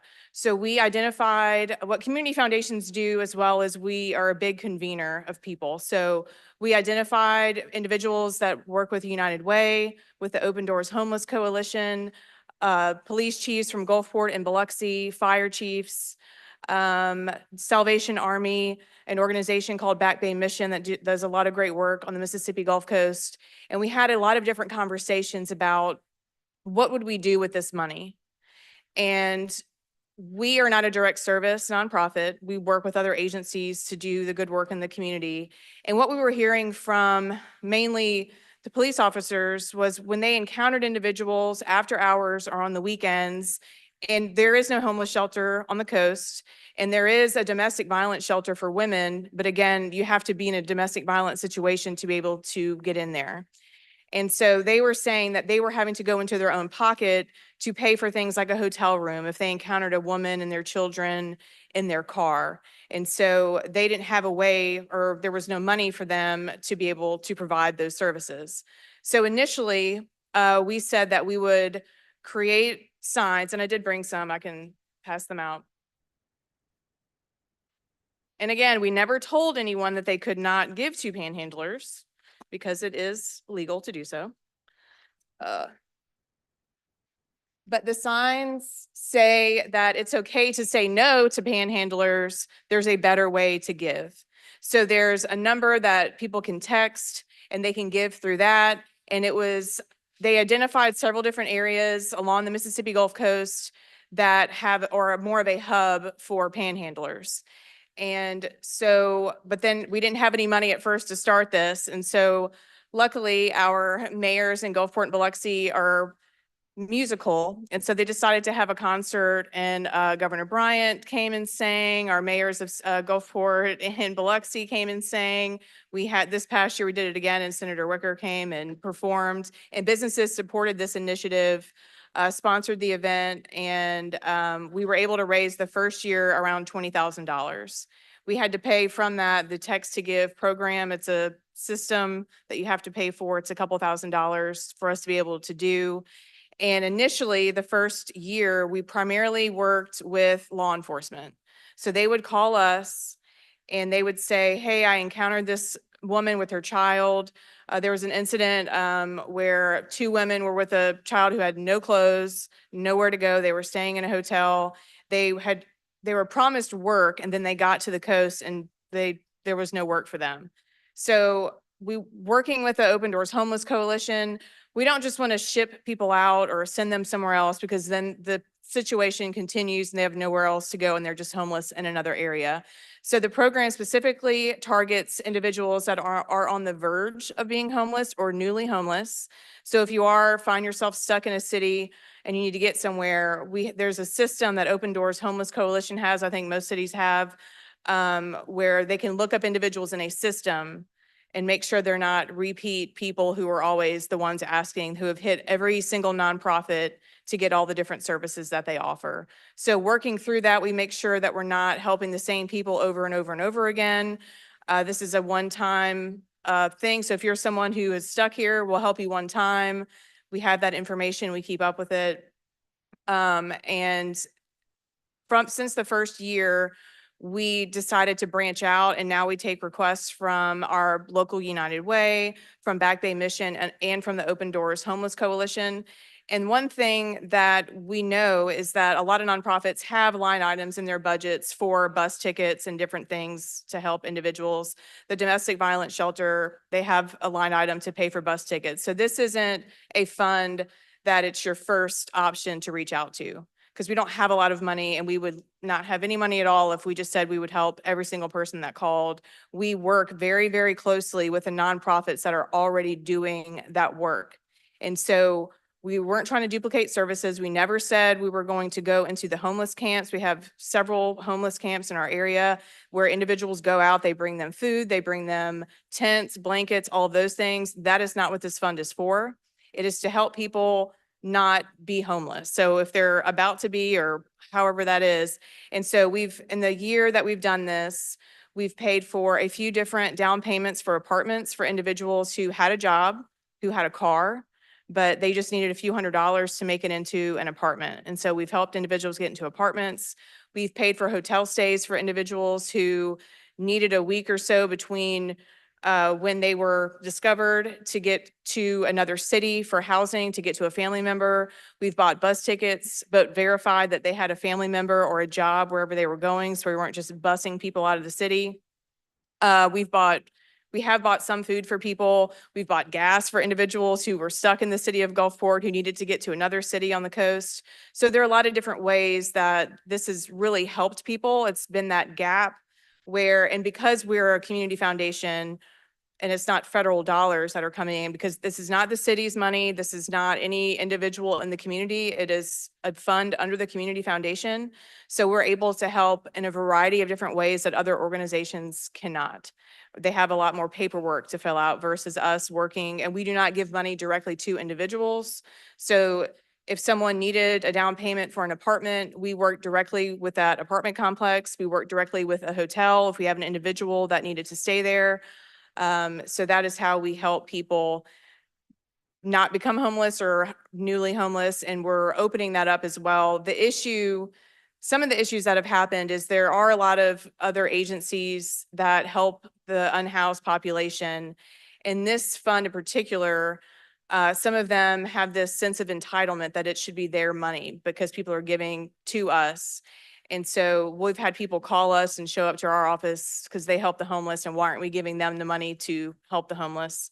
And just like any other nonprofit, it's a separate fund. So that is an issue that has come up, is where does the money go? Well, the money, I have a whole list and all the reports to show people, but it goes to help individuals where there isn't money from any of the other nonprofit agencies to directly help those individuals. So, but mainly the community, it has cut down on panhandling in those areas. The signs are all over, and other cities have gotten on board. Waveland, Mississippi, is on board with this, and there are less panhandlers. There are still a large homeless populations along the coast, but where those signs are, there is a less grouping of individuals panhandling for money. Did you mention at the beginning that there were, did you say 7 community foundations? In the state, yes. In the state. Mhm. Are there any in the metro area, Jackson area? Yes, it's the Community Foundation for Mississippi, and they're here in Jackson area, and we each cover the different counties. So yes, there's a large, community foundation here in Jackson. Okay. And you mentioned that this has been going on for a year and a half or so? Yes, I think the first concert we had was last June, and then the first money that we spent out of this was to help a gentleman get into an apartment that had a job at a casino and had a car. The first thing we paid for in June of last year was a down payment for his apartment. Have you run into any legal issues or challenges or threats with respect to having the signs out or up? No, because again, we're not telling anyone not to Right. give. We're just saying you can still give, but give directly to us. That way we know that we are helping people directly. Okay. Any questions from any other members? All right. Thank you so very much for being here. Especially thank you very much for driving all the way to the coast to Thank be you here. for having me. Yes, we appreciate you very much.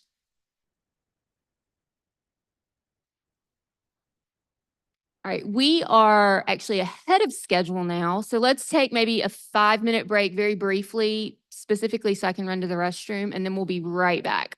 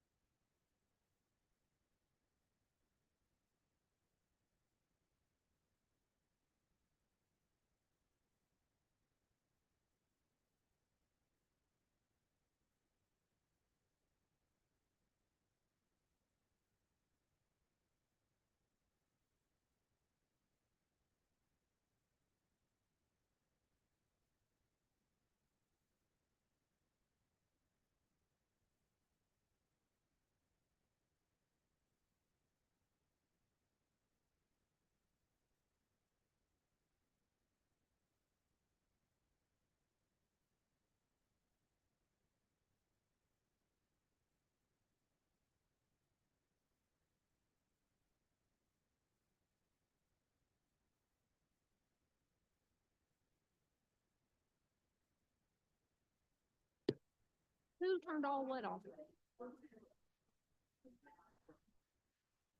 Like off off? No, they're on. Okay. All right. Yeah, we're gonna go ahead and get started. Or started back, I guess. Our next speaker is Miss Patalamis White. She's the Executive Director of the Jackson Resource Center. And just by way of brief background for some of the committee members, I know that it's been discussed previously, mentioned briefly by Sheriff Tyree Jones. He mentioned a program in Houston that he thought could be used as a model. And that program is the Housing First model. And Miss White actually modeled what she's going to tell you about after that Housing First model from Houston. We reached out to Housing First in Houston and tried to get them also here at the committee hearing, and it just didn't work out schedule-wise. But Miss White is going to tell you about her campus that she has that provides permanent housing plus various resources for addiction, medical treatment, mental health.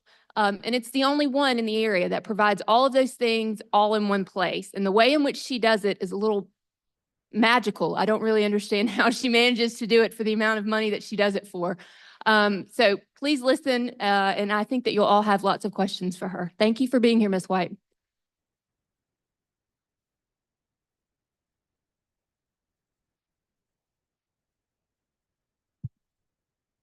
Can you hear me now? Okay. I'm going to try to project my voice. My mom always tells me, I can't hear you. Okay. Good afternoon. I'm Patalamis White. I am the Executive Director / founder of the Jackson Resource Center. We are a local nonprofit that started grassroots back in 2012. We've been on the ground helping individuals and families who are homeless since that time. We started off in Poindexter Park every Sunday, feeding and fellowshipping and helping with literally no monies to individuals who were frequent Poindexter Park, help them get the resources that they need, direct them to other nonprofits. And in 2021, we got the opportunity to purchase a former nursing home, Old Community Place Nursing Home. A lot of people are familiar with it. When I got the call from Jill at Stewpot, that was my very first time hearing of it. But we went and looked at it. I conversed with the board went and looked at it, and we made a move to purchase the property. After purchasing the property, we wrote an application to Federal Home Loan Bank of Dallas for funding to help us renovate the property. We were granted $450,000 to renovate the property, and that started the journey. It is a 30-unit, non-congregant. It's not a shelter. A lot of people call us a shelter. We're not a shelter. Non-congregant permanent supportive housing campus. I've gotten in trouble in the past for saying that we're the first permanent supportive housing campus in the state, in which we are. And the reason we are the first is because other great organizations do permanent supportive housing. They help individuals to get housing, but we're the first campus, meaning we brought the resources to the campus. So what we do is we partner with other nonprofits, other agencies, organizations, and we ask them to come to the campus and to service the individuals that live there at the campus. What this does is it puts the resources right there within reach for them to get. Now we've eliminated barriers that are a lot of times there when they need to go and get resources. So we have Hines Behavioral Health, we have Stewpot, we have, oh my gosh, we have so many. I don't want to name all of them because I'm gonna forget somebody, but they come to the campus and they utilize shared spaces and they offer their services there at the campus so that these individuals who don't have cars, they can't afford the bus fare, they don't know the city of Jackson because, as you've heard before, a lot of them are not from Jackson. And so this allows them to get those services. The main one, and the reason I mentioned it first is Hines Behavior Health, because that's one of our major partners. And to have them to come out and offer the counseling services and to do home visits for these individuals is major. Because otherwise, if they had to find a ride to get to these appointments for their mental health, a lot of them wouldn't go. And so that causes other problems. But this 30-unit non-congregate permanent supportive housing campus, we cover all of their utilities. When we have volunteers that will do their hair, we have a salon on site. I had pictures, but I didn't know how to get them to you guys beforehand. But we do have a salon on site. We do activities with them. We do daytime activities. And I have my daughter with me today. She took off work early so she could be here and help me think and remember. But it's an all-inclusive payment. Now with this, there's a $740 rent attached to these units. None of our individuals pay the $740 because they just can't afford it. We follow the Housing First model, and our grant follows the low income model. So our individuals pay 30% of their income towards the rent. Most of the ones that live with us, they have $965 a month. They're on Social Security disability or Social Security retirement income. So they get $965 a month. And for all of the mathematicians and those of us that just do a little math, $965 today, a month, and that's my only income. I can't even pay rent with $965 today. The slumlords want more than $700 a month in rent. So we haven't talked about any utilities. We have not talked about food. We have not talked about transportation. We haven't talked about medicine. We haven't talked about any other necessities, not luxuries, necessities. So what this 30% of their income does is it frees up a lot of their money. Now, granted, it puts a burden on us because now we're only getting $285 a month from each individual. And like I say, we have 30 units. So 30 units times $285 a month.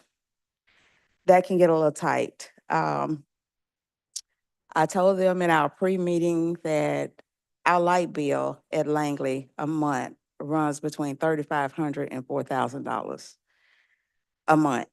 So I haven't done anything else out of the monies that we bring in, but we gotta have lights. So these individuals pay $285 a month towards the rent, and they get all their utilities, they get meals for lunch and dinner Monday through Friday, and they get supportive services right there on the campus. We offer comprehensive case management. That is a must for somebody who has made a lifestyle of being homeless or hiding themselves from the public because of mental illnesses or what have you. That is a must to have comprehensive case management, because without that, they're going to continue to repeat the cycles that have kept them homeless, have kept them running, have kept them hiding, have kept them going from couch to couch. I can't speak enough about comprehensive case management, and I didn't even know what that was before we opened our doors. Having somebody that's right there literally in your face saying, hey, did you go to your appointment? Hey, you're acting different. Have you taken your meds? Now, we can't administer medication and we can't mandate that they take their medication, but we can say, okay, if you continue not to take your medication, you're going to get evicted.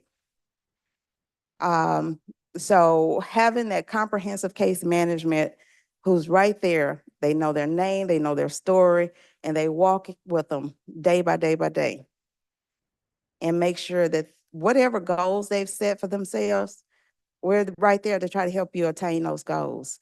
What else can I tell you guys about Langley?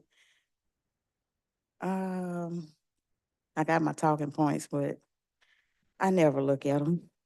And then I skip all over the place. We do have, what we call the Yellow House. The Yellow House is a 7-bedroom, 7.5 bath maternity group home for young ladies who are homeless. They have to be between the ages of 16 and 21. This maternity group home was funded through Department of Human Services Runaway and Homeless Youth Grant for maternity group homes. We got a $750,000 grant, which is split over 3 years. It's non-compete for those 3 years to run this group home. We've seen several success stories through this group home and through Langley. So right now, I'm going to ask if we can play the videos of the success stories. Yes, we have, I think, maybe a 2-minute video of some of the residents.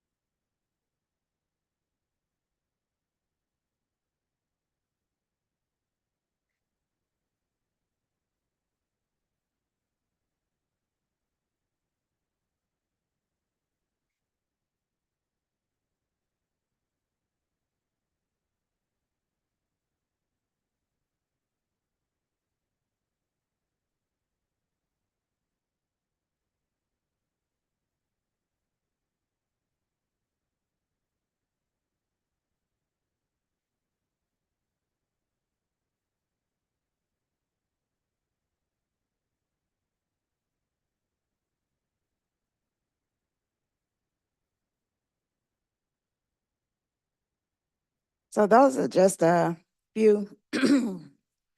Normally I walk out the room if they show videos because I get choked up. Those are just a few of our tenants, and one former tenant, he was able to get himself stabilized, get his doctor's appointments in order, go to his treatments, and get his own apartment. So even though we're permanent supportive housing, those that can live independently, we encourage them to move forward and get their own apartment or home if they can. We are there so that those that cannot live independently, but being in a community helps them to thrive and do better, we're there so that they can have somewhere to stay long-term and it's affordable for them. We've got individuals who have been homeless literally the majority of their lives. We've got a 64-year-old man who was homeless. He's from New York. How he ended up in Mississippi is a mystery. But he's 64 and he had been from shelter to shelter all of his life. When we got him, he was coming out of a shelter. His health was declining majorly, and he literally thought he was gonna die within the next 6 months. He would not, he was reserved, he wouldn't talk to anybody. Today, he will talk to a stop sign. He has come out of his shell and flourished so much because the staff literally loves on him. And when people are loved on, that gives them hope. When I can walk down the hall and see someone and call them by name and ask them how they're doing, ask them if they've done what they're supposed to do, that gives them hope. They say, okay, somebody cares about me. And so, just like with your children, for all of those that have children, when your child knows that you're interested and that you're paying attention to what they do, they tend to do better. It's more of an effort to do better when I know somebody's looking and somebody else is rooting for me other than myself. So, see, my talking points are not working because I can go off on a tangent. I really do better with questions. That's fine. I'm not afraid to ask questions, so that'll work well. Um, let's see. You mentioned in the beginning sort of your utility cost and what your rent looked like. Can you tell us ballpark the amount of money that it takes per year for you to run your 30-unit campus? So, on paper, the board came up with this wonderful budget. On paper, $285,000 would have us in a wonderful place a year to run the 30-unit campus. We probably bring in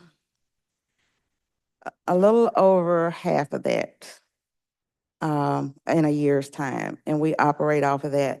We used to get rental assistance from other nonprofits that had rental assistance funds through ESG Rapid Rehousing, but for some reason, we've been deemed as not being eligible to receive those funds anymore.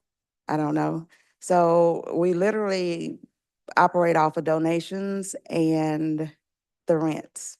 And not everybody pays $285 a month. One of those individuals on there pays $75 a month. What rental assistance was it that you said you're no longer eligible for? It's the ESG and rapid rehousing funds. We used to receive rental assistance a lot of times through Stupot. And I don't know, something changed with Mississippi Home Corp's rules, regulations, and so we're no longer eligible. Okay. And you don't know what changed specifically? I don't. Okay. Do you receive any state funding right now? We don't. All of our funding has come either from the federal level or from private funds. Federal Home Loan Bank of Dallas is private funds. And you mentioned that, I was going to ask you, you mentioned the federal home loan that you got from Dallas.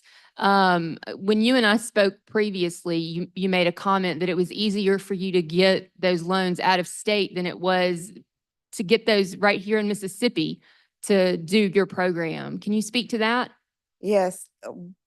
In the beginning, I wrote a lot of grants that were city level and state level, and none of them would come through. So we began to write grants to the federal level and to organizations outside of Mississippi. To date, all of those have funded. We just received funding, a second set of funding from Federal Home Loan Bank of Dallas in the amount of $2 million to build tiny homes for the homeless. I've been working with and trying to get, well, we were awarded a contract end of last year from the city of Jackson for $2.8 million. And we have yet to sign that contract. So for some reason, it's really hard for us to get funds inside the state. Talk to the committee a little bit about the tiny home project and the land that you own and what you envisioned for that. So in 2016, I believe it was, I went to Senator Horn and I gave him the vision of a one-stop campus for anyone homeless or threatening homelessness. He saw the vision. I told him the property that we were looking at. He worked to get a bill written, so that the state, because the state owned the property, the state could transfer the property to the city. He made calls to the city, the then administration, to let them know why they were transferring the property to the city, which was with the intent of Jackson Resource Center acquiring the property through a donation from the city so that we could build this one-stop campus. What this one-stop campus will do, it will offer housing, permanent housing and transitional housing, but it will also give us the ability to go to other nonprofits, government agencies, local community organizations, and say, hey, let's all come together in one central location. Have a satellite site, or even let this be your home base. And let's work with these individuals together so that we're bringing all the resources right here at arm's length to them, where we take away all the excuses. They have all the resources they need at arm's length to change their situation. This will allow us as nonprofit organizations and as a city to know who really wants help and who does not want help. It also takes away the ability for individuals to hop from nonprofit to nonprofit receiving services, because we're all right here. So if I bring Department of Human Services, if I bring Medicaid, Medicare, the DMV, vital statistics, if I bring all of these government agencies to this campus, where when they're told, okay, I need to see your driver's license or your state ID, I need to see your birth certificate in order to give you services. Well, now, instead of them saying, okay, we got to set you another appointment, and they have to leave and they have to go set these appointments at these agencies to get these documents, which is going to be extremely hard for them now, a lot of times, because a lot of these agencies are moving outside of the downtown area. Vital Statistics is up in Ridgeland. J-Tran does not go to Ridgeland. So if they can't catch the bus or they can't find a van ride, it's almost impossible for them to go to Vital Statistics to get a birth certificate. So bringing everyone to this 18-acre campus and having a presence will allow us the opportunity to say, hey, go down the hall to Vital Statistics, get a copy of birth certificate, and come back, let's finish this up.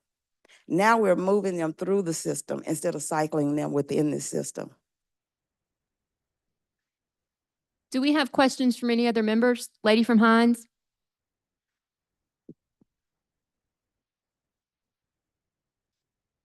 Thank you, Madam Chairwoman.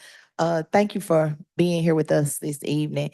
In regards to the funding that you were receiving from Home Corp, did you qualify, did the Resource Center qualify for HOPWA funds? Were those funds that you all were able to receive with the ESG from Home Corp, or HOPWA, you can't qualify for HOPWA, just the ESG funds?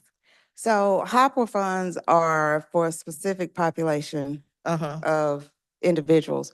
When we initially wrote the first grant to Federal Home Loan Bank of Dallas to get funding for renovating Langley, our current 30 unit, we also wrote an application to Mississippi Home Corp for funding through HOPWA to house individuals that qualified for those fundings. So we were awarded those funds, but we ended up not getting the disbursement of the funds. Okay. Because when we were awarded the funds from Federal Home Loan Bank of Dallas, we went ahead and started with the construction, the renovations rather. And by the time we got the contract for the HOPWA funds, they told us that we couldn't use the funds anymore because we had already started renovations. Okay. And what about through the city of Jackson? Do they still have some CSG funding that you all would be able to qualify for through their Department of, they used to have some HUD funding that the city of Jackson had. So the city of Jackson allocates, and city, please correct me if I'm wrong. The city of Jackson allocates their funds that they get to different nonprofits for the nonprofits to disperse and use to assist the clients that are in need. So we would have to partner with the different nonprofits in order for the Okay. nonprofits to pay the rental assistance for the different clients. And because of this new rule or whatever that we don't apply for, I mean, we don't qualify for, we That takes can't. that out. Okay, Yeah. thank you. Gentleman from Hines. Thank you, Madam Chairwoman. Ms. White, thank you again for being with us. I know you mentioned about this contract with the city of Jackson. When was that proposed? We got the initial rough draft of the contract in March of this year. So it's Okay. been since March. Well, how often do you communicate with the city? Oh, I call them almost every day. Okay, every day. All right. Is there any are you guys in negotiation? Is there any particular holdup with that? I'll have to defer that to the city. Okay. All right. Thank you. Lady from Madison. Thank you. I apologize if he just asked this question and I didn't hear it. First of all, your smile is amazing. Thank I you. can tell that the magic that Chair Lady talked about, I think is just the anointing from God. And your heart is just, your eyes are just amazing. So I'm just smitten with you and your heart. But I might have missed what you said the city of Jackson did with the land that the state gave it. We did get the donation. We finally worked through everything and we were donated the property last May. Okay. So we do have the 18 acres in our possession. Now we just need more funds than we currently have to begin the development. Okay. Thank you. Lady from Madison. Rankin, sorry. It happens. It is. Thank you, Madam Chair. So I just want to clarify, piggybacking on what the lady from Madison asked, and that is, so is that 18 acres connected to the property that you currently had? No. With the housing, so that's not connected? It's totally separate. It's not on a main thoroughfare or in a highway or street. It's tucked off. It used to be, I'm told, the original, well, I'm told, and I've done a lot of research. The original school for the deaf and blind for colored children and individuals. And then the state got the property and turned it into their community transition for when individuals were being released from Whitfield. They would transition to that property before they transitioned back into the community totally. About how far is it from your current? About 7 minutes, 5 to 7 minutes. Okay, so close. And explain to me, because I'm still learning, what, you said this is permanent housing? Can you explain to us what that means? Is there also transitional housing as well? Or is this, what does that model look like? What would a client coming through, do they have a certain amount of time they're allowed there? Is it indefinitely? So Break without that down just a little bit. with our current 30 unit, it is permanent supportive housing, which means that individuals that come here, they sign a lease when they move in. When they move in, they can stay there indefinitely. We have some individuals that we know will be with us for the rest of their life. We have some individuals that come in and they use this as a step to the next place. So it's transitional for them, but we don't market it as transitional because if this is where they need to be to keep thriving in life, this is where they will be. Our younger individuals and families, because we have families as well as individuals that we house, they use it most of the time as transitional. Now, some of them get there and they get happy because the rent is only 30% of their income, but we kind of push them and let them know, no, this is not your final step. You can do better, you can do different. And we kind of push them out the nest. But our older homeless individuals, we know they'll be with us. So it is permanent, meaning there is no time limit. Gotcha. That's great. Thank you so much. Yes, ma'am. Gentleman from Rankin.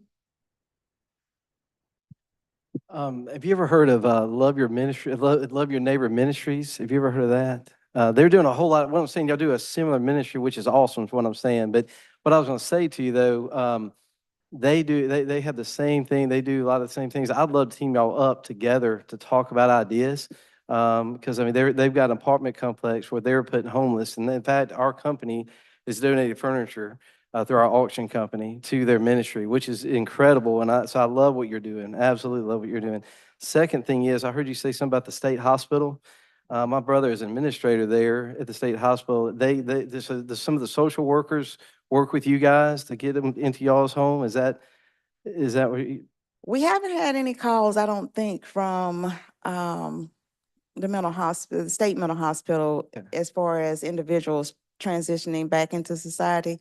I don't think we've had any calls from them, but we get calls from everybody else. Well, I'd love to get your number for that reason, because I mean, I know the social workers are always trying to find them group homes, or because when they get out of the hospital, they don't have somewhere to go. Like the Yes. families, a lot of times they don't have families, and they're either on the street or they find them somewhere to go.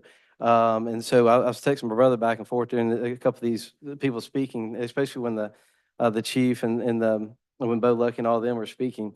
But he was just telling me they try to find a place for them to go, but they're not on the streets, right? Because the mental health is, they can't hardly hold a job. So they're trying to find places. So I would love to see if we can find a way to, just for them to get with you guys and team up with y'all. But I'm echoing everybody, or these two right here that spoke for sure. Man, I love what y'all are doing. I think, and look, let me just tell you, the more money you get from these people around the agencies, the more regulations they're going to put on you. And you're not going to have the freedoms to be able to tell them about Jesus Christ and do some things that you're wanting to do. And I think that I wish we can get more individuals to give to you where you can keep your freedom to do what you're doing. And I think that's what you would like, if you can have that. But I would love it. yes, I see that. And then, but at the same time, these agencies, sometimes you need to get help from them, and I get that. But regulations come with agencies. Let's be honest. Anytime you take money from an agency, regulations come, and you can't do what you're wanting to do and what you're ultimately wanting to accomplish that God's told you to, you can tell God's leading you to do that. And so thank you for being who you are and stepping up and helping. Thank you. We need more of you to help the homeless. That would help a whole lot in the homeless situations in Jackson, to have like thousands of you. And so thank That you. would be awesome. Yes, thank you for what you're doing. Gentleman from Hines. Thank you, Madam Chair. And Ms. White, thank you for being here. And I have had the privilege of touring your facility. Y'all are doing amazing things over there, and please Thank continue you. doing what you're doing. Thank you. Now, I also had the privilege of looking at the drawing of the center that you're proposing, and that's going to be amazing. So you stated that you have received $2 million from the Bank of Federal Home Loan Bank of Dallas. Okay, and I'm just trying to be clear on this. I don't want to be redundant, but you stated that you have $2.8 million coming from the city of Jackson that you have not gotten a contract signed yet? Correct. It's, And what reasons are you getting from the city as to why it's not being signed?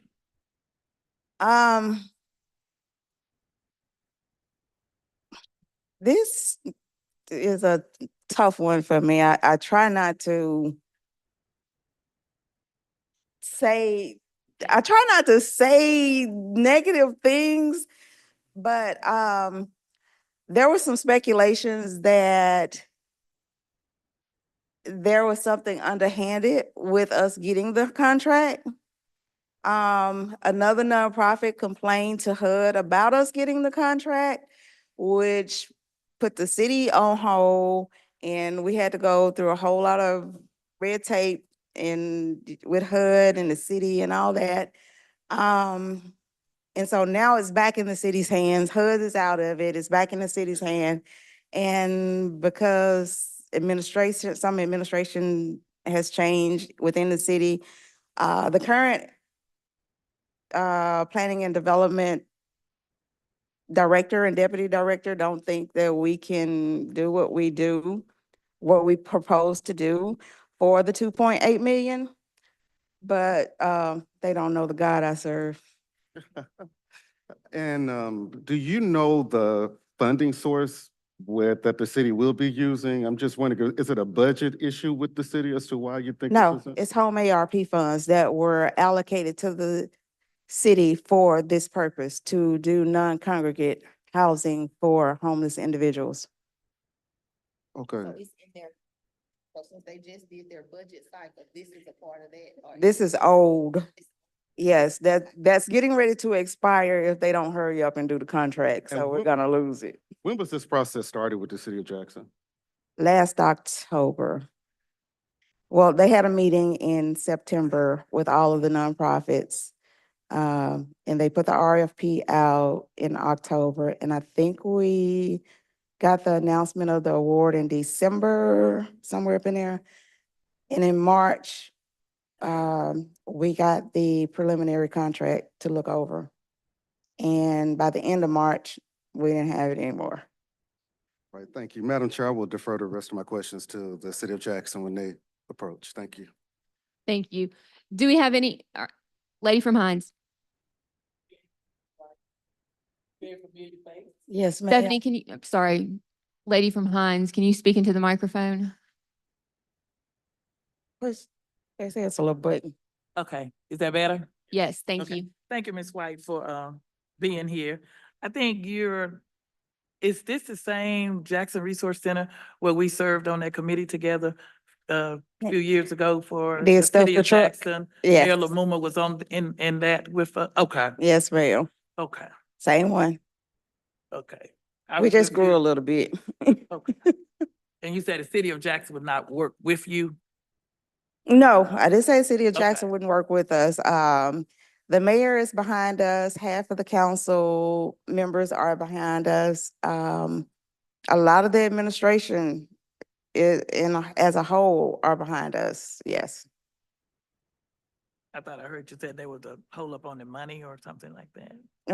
They are the holdup on the 2.8 because we have to have a signed contract in order to move forward with the funding. Okay. Do we have any other questions from any other members? All right. Ms. White, thank you so much for being here. Thank you again for all that you're doing. And I hope that we can find a way for you to expand what you're doing and help additional people in Jackson. Thank you. Thank you all. Thank you.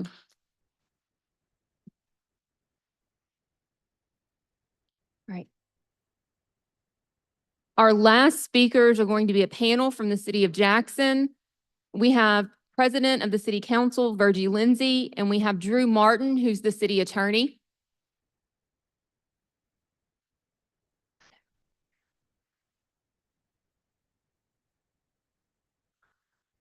Good afternoon to both of you.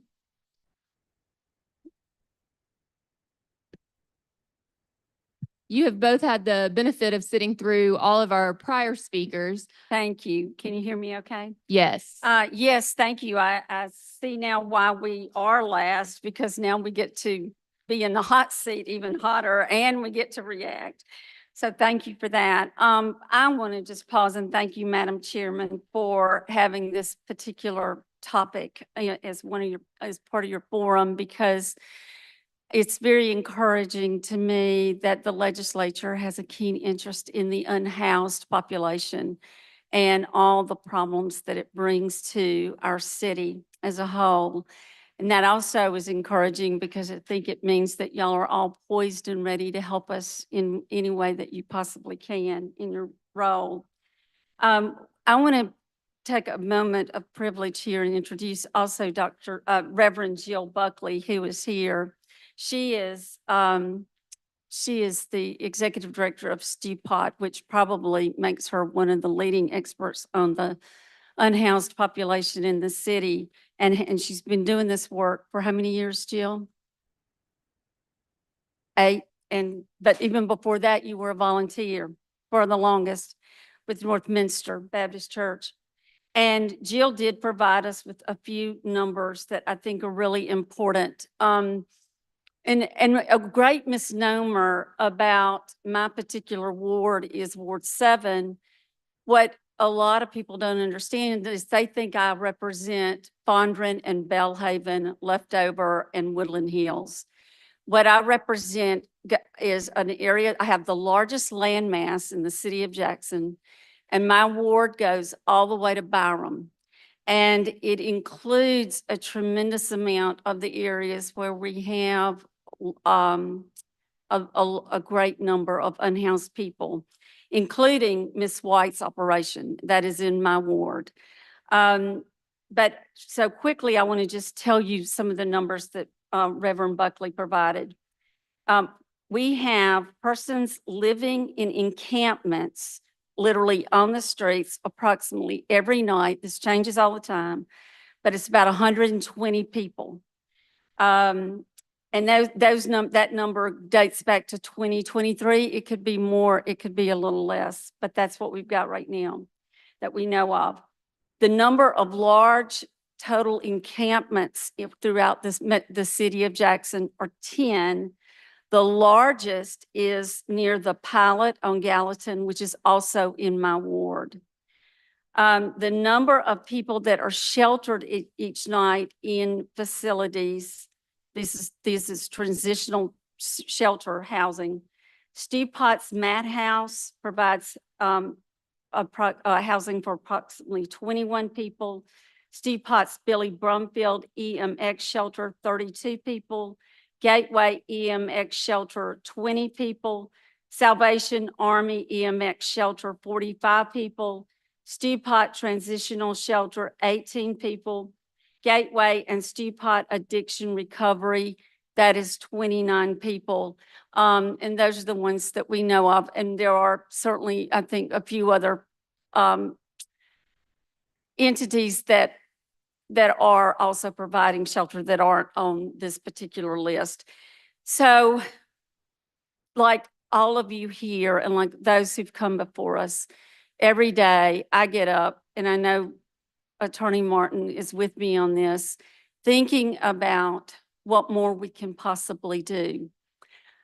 There are many social ills that are contributing to this problem. I've had to become somewhat of an expert. I'm like I call myself a dog catcher politician because when dogs are out, I get the phone calls. You know, y'all are a little bit removed from that.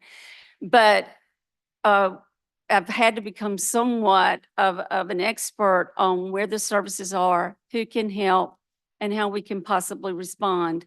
If you've not read the book Eviction, I encourage you to do so. Jackson is 5th in the nation in evictions. What we don't have in this city is we have a tremendous lack of affordable housing. Literally, there are no places for a lot of these people to go. Jane Alexander, who runs the Community Foundation of Mississippi and funds a great deal of the programs and projects at Steepot, she's very much on the ground in efforts in the homeless population. Jane tells me that a lot of people in Jackson end up homeless because they don't have $400 to $450. They are making the decision to go homeless because they are having to pay mama's drug bill or a child's drug bill, or the hot water heater went out, or the car is broken, and it's that $450 that they need to meet those basic needs, and they fall behind in their rent, and they cannot, they're doing without water, they're doing without electricity, and then they just cannot pay their rent anymore. These are huge social issues. Jane is constantly looking at ways that we can meet the needs of the people who just need $450, because she also tells me that once somebody is living on the street, it costs over $4,000 to get them rehoused. These are sobering but true realities that are facing what is, I think, a very sad human condition in our city and in our state. You've heard about a lot of the other issues. Many of the folks who end up homeless are veterans who are mentally ill or have addiction issues, or people with addiction issues who are trying to self-medicate.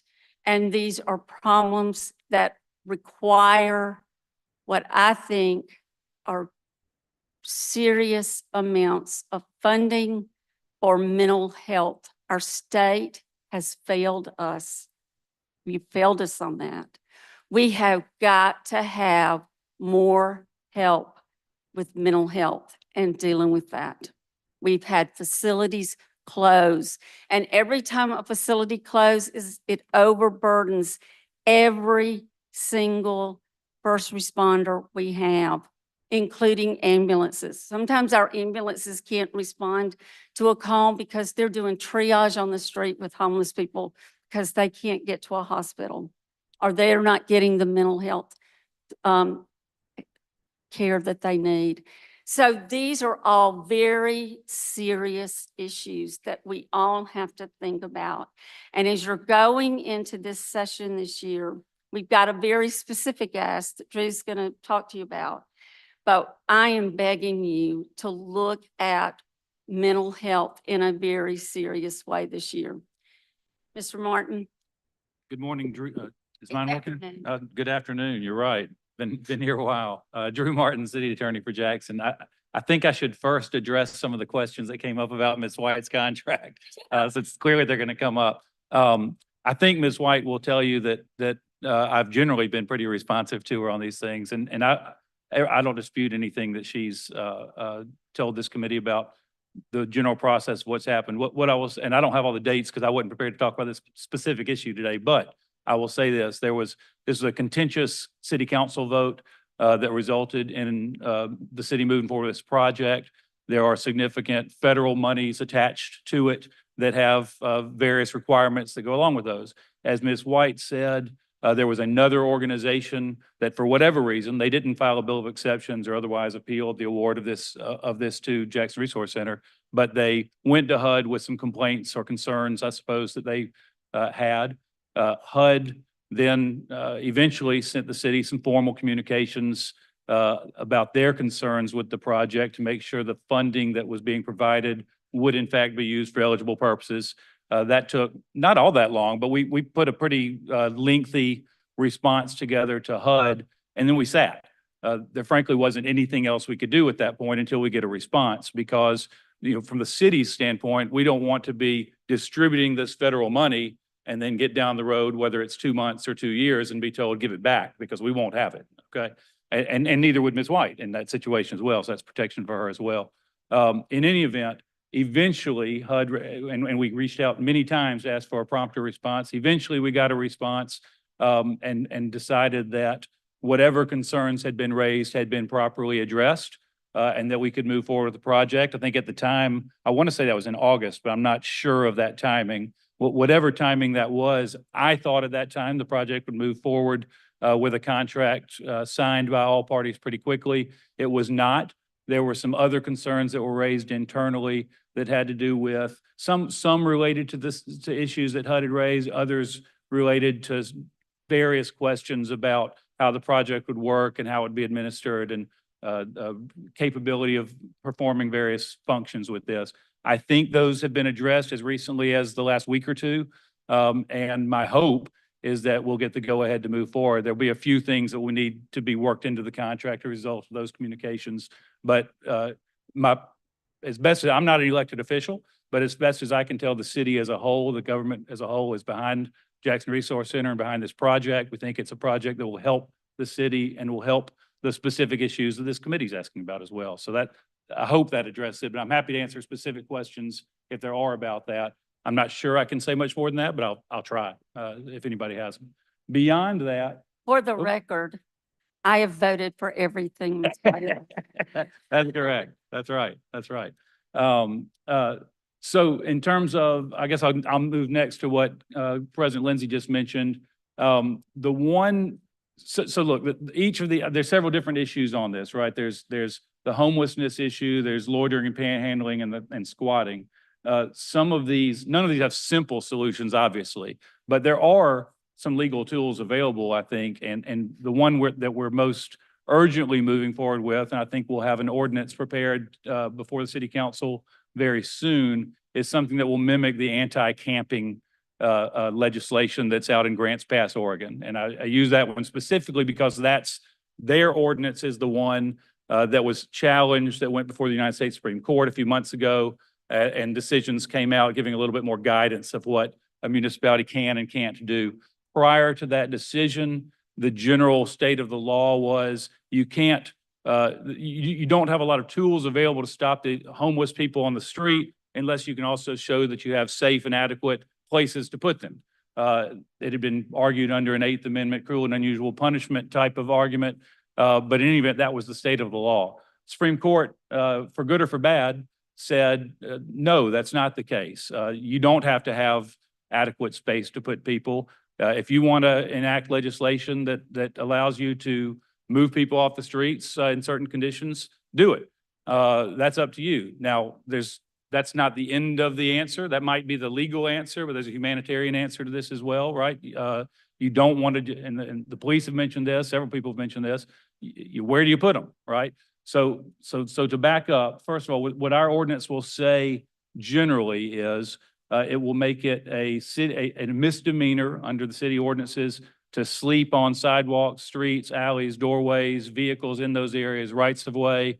Basically, it'll be viewed as you can't camp, put personal property, put camping type things on any city property unless the city specifically designates that you can, or unless you apply for an exemption, because it's clear that there are festivals and other things where people are going to want to bring that equipment out. So you can pass exemptions for specific times and locations of specific durations.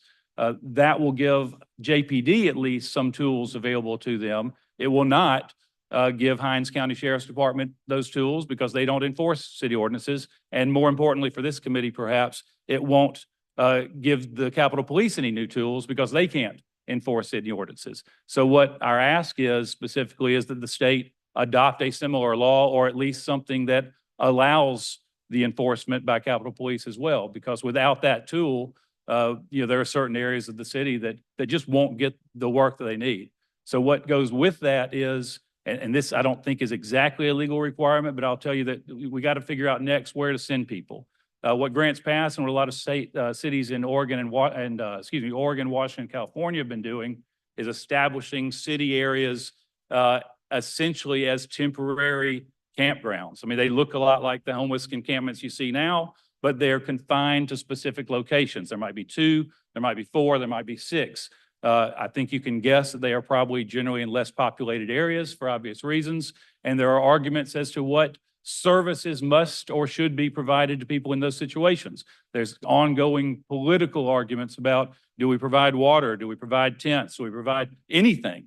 Because you also don't want to incentivize people to come to those places. They're supposed to be temporary, right? But you also don't want people in the Mississippi heat sitting out there without water and literally dying, right? And so I don't have the answers to those questions. I wish I did, but those are the questions that will have to be answered in conjunction with this kind of ordinance. And then you have your next step, right? Which is you go from needing a transition place. I mean, all that really solves is the cosmetic issue, right? It solves the issue of we don't want to see people or feel endangered by having people in these various places. But it doesn't solve the humanitarian or the structural issue of why they're there in the first place. So that's where people like Ms. White, I think, come into play. It's where a lot of our nonprofits, the community foundations, Dr. Hayes that was here earlier as well, the various communities can help with that. But ultimately, you've got to have transition and you have to have affordable long-term housing that you can turn people to. The one thing I'll say, even though, like I said, I'm not an elected official, so I'm not here for policy, but I will say that the phrase that was used earlier in relation to Houston, housing first, that's not just a Houston initiative. That's really a federal initiative. And it started, as I understand it, under the George W. Bush administration. But the idea is it's in contrast to what people used to use, which was known as treatment first. And I think myself and a lot of other people naturally think, well, a lot of people in this situation, they're there because of mental health issues. They're there because of addiction issues. They're there for all kinds of issues. And that's true. It's certainly true. But what it looks like most studies have found is that requiring the treatment before you provide the shelter is not as effective as just getting somebody in a shelter first. Get them in a stable place, get them a home, whatever form that takes, and then provide what services you can. And I think it won't take a lot of Googling to find that work, but there's a lot of studies on that are pretty impressive that show that in terms of actually treating people, the results are at least as good. But in terms of solving homelessness long-term and getting people to not return to being homeless, the results have been much better. So I think that housing first philosophy and approach clearly works, and it works better than the alternatives. All right, so that's I'll stop there for a minute. There's the homeless. The other issues are harder on a legal basis. I know Representative Yates, you asked earlier about squatting. Let me mention that first. I'll say I think that state law provides pretty strong tools for removing squatters in this state. We're not a state that has liberal squatters' rights laws. If somebody is living in your property and they don't have the right to be there and they're not paying you rent, you can literally just go down to the courthouse and swear out an affidavit that says so. You'll get a writ of eviction that you can serve. I think there's like a 3-day waiting period. It's not an onerous burden. You could address it. I suppose the legislature could address it by and I think some other states are doing this, expressly stating that squatters don't have rights, that there is no squatter's right. If you're in a property without permission, you're just there without permission, right? And so you don't get some of the protections you would get if you were a holdover tenant, for example, right? But we don't have a lot of squatters' rights protection laws in the state. So I haven't looked at that issue as much, but that's what I'll say about that. Loitering and panhandling, harder to fashion legislation, whether it's a city level or a state level. I think this was addressed pretty well by Chief Lucky earlier, and the idea of permits for panhandling, I think makes a lot of sense. You just have to make sure it's critical on any of these that these are all content neutral laws, right? And so you have to be prepared to enforce it against the person who is sitting at the corner of Atkins and Frontage Road who's trying to get money from you, but you also have to be ready to enforce it against the Boy Scouts and against the Salvation Army and against the groups that come up on Lakeland Drive with a red bucket and say, how about some money? And everybody starts throwing down their windows. You can't enforce it to one and not the other for all of those types of things. But to go back to that again, in terms of loitering especially, what looks like it's generally held up is if you can fashion specific enough legislation to address, for example, the protection of pedestrians or vehicles at intersections and rights of way, to prevent obstructions, interruptions, that sort of thing. Some very targeted legislation like that looks like it is held up. For the lawyers in the room, those laws are all looked at with strict scrutiny. So you have to have a compelling government interest and so forth and so on. So that's a little bit harder, although I think there's some things that can be done there. From the city's standpoint, my directives have been, let's start with, I won't call it low-hanging fruit, but the easiest and most glaring issue is homelessness as we see it on the street. Let's figure out how to address that first. And so that's what we've been working on in our office. Secondary to that, we'd like to figure out how to develop those safeguards as well. Because again, and look, there's other issues that go with that. Chief Wade mentioned it earlier. We don't want the police just picking people up and saying, you're homeless, go to jail. Because by the way, once you put somebody in jail for any period of time, the odds of them becoming homeless again increase pretty strongly. And each time they go back to jail, it increases more. So you have to be careful. I'll tell you what Grants Pass did was they said, the judge can fine you. The judge can impose any other punishment short of imprisonment. But what they also did that I think is important is they said any judge can mitigate that, can waive the fines, waive the punishment by proof of various things. And one of the things in particular they look for is, has this person, once we cited them, once we said, you got to move, you can't be here, it's against the law here, what did they do next? Did they accept services that were offered? If they did, let's help them. Did they move their stuff immediately and voluntarily? If they did, let's help them. Let's don't fine them and put them in a situation that just compounds the issue at that point. So that's what we're looking at. And we want them to. Well, I think I said earlier, we want the state to support us with that. We'd like a state law that mirrors what we're working on. Be happy to work with anybody in the legislature and provide the same information that we're using. I think it can be done at the state level. If the state doesn't have the interest in doing that all the way, we'd like some legislation that it would at least ensure that it's not just JPD with these tools, because and look, and on a larger scale, and this has been addressed by various people in here, the city can't do this alone and shouldn't have to, frankly. This is not a Jackson issue. Jackson's the largest city in the state, and for lots of reasons that have been mentioned, people that find themselves homeless have a tendency to end up in Jackson, more so than they would in a lot of other places. But it's not a Jackson issue creating this, and it can't be physically, practically, it can't be a Jackson solution. But we want to be part of the solution, and we're asking for help in doing that. And just as a quick reminder, we also need help from Capitol Police in all of this. We're so grateful to have the Capitol Police and the extra people that come to us. Thank you, all of you, for making that possible. But they cannot enforce city ordinances. And so that's another reason why we would very much be interested in y'all mimicking what we plan to pass at the council level. Is there an estimate as to when you guys will have something that we could look at, or when you plan to pass it, so that we would know what it is exactly that you were asking us to mirror? Sure. The short answer is we don't have a set deadline. There've been a couple other issues that have come up that we've had to put in front of this for all the reasons that things like that happen. But this year for certain, and I think that if the legislature is interested, then we could escalate that pretty quickly. I mean, I leave town for about a week in a week, so that's why I'm a little bit reluctant to put too tight a timeline on it. But within a few weeks of some sort, within a month or so, something like that, sure. As soon as legal gets it to us and gets finished, I mean, they've got questions they've got to resolve with it as well.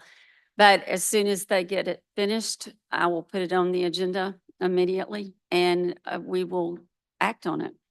I would say the sooner that you guys could get it to us, the better. We go back into session in January, obviously, but we would want it sooner than that so that we could get it to, our legal, and they could start looking at it and seeing what needs to change, if anything, from a state level and so forth.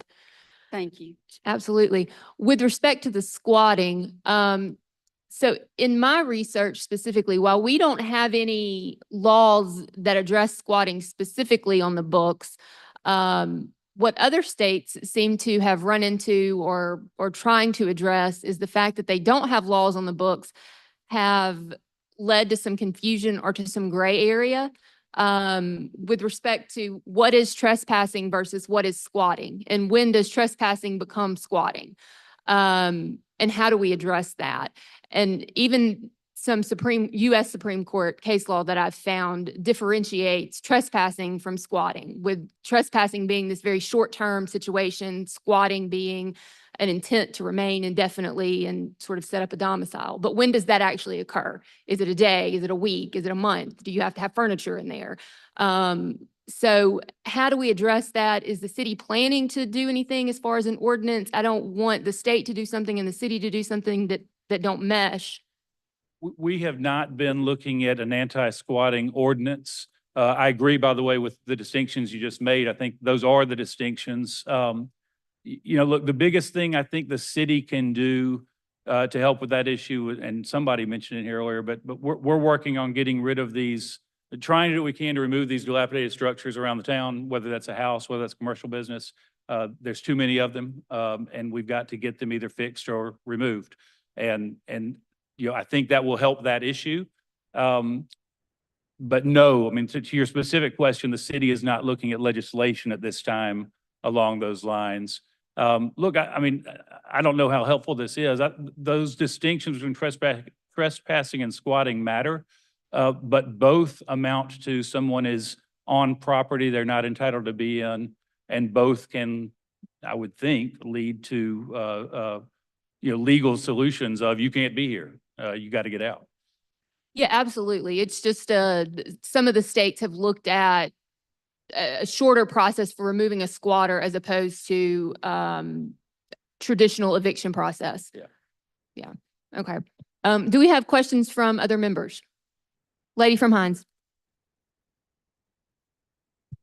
Thank you, Madam Chairwoman. Thank you both for being here. In regards to squatting and loitering that we have in the city of Jackson, the legislation that you all are gonna work on, will it also have something in regards to businesses and homes?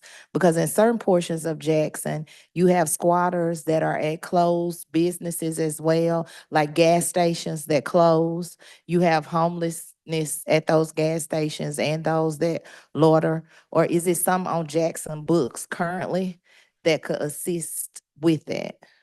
So the legislation we're looking at probably would not be effective for someone who is in a private property off the street squatting, for example. And again, we're not looking at anti-squatting legislation for the city right now. The council may decide they want to do that, but right now that's not been a priority. The issue you have anytime somebody's in and on a private property, I think was addressed well by the law enforcement people that were here earlier. The difficulty can be that if the only crime they're committing apparently is being inside someone else's property, you really need some cooperation from a property owner to make sure. I mean, sometimes you can tell, right? Sometimes you're not supposed to be here, but you really need the property owner's help to be sure of that and to follow through with what you're going to do. But no, the city's not looking at that particular issue, although it's certainly an issue.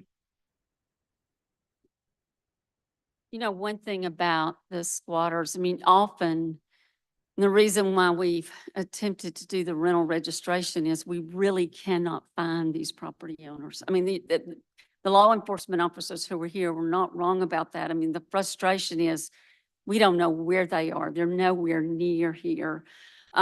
In my office, because we're sort of ad hoc social workers, so we've become, my assistant's amazing. When we find out we've got squatters in some areas, oftentimes these squatters also have children. I mean, it's sad. I mean, you should drive around my ward. I mean, there are folks cooking in their front yard because they don't have, any way to cook inside of the property where they're squatting. But if we can figure out that there are children in these situations, I mean, generally speaking, it's just a bad situation, period. I mean, there's not good parenting. I'm just going to leave it at that. There's not good parenting going on there. We will call Child Protective Services, and that is one way we address it and get them out of the property.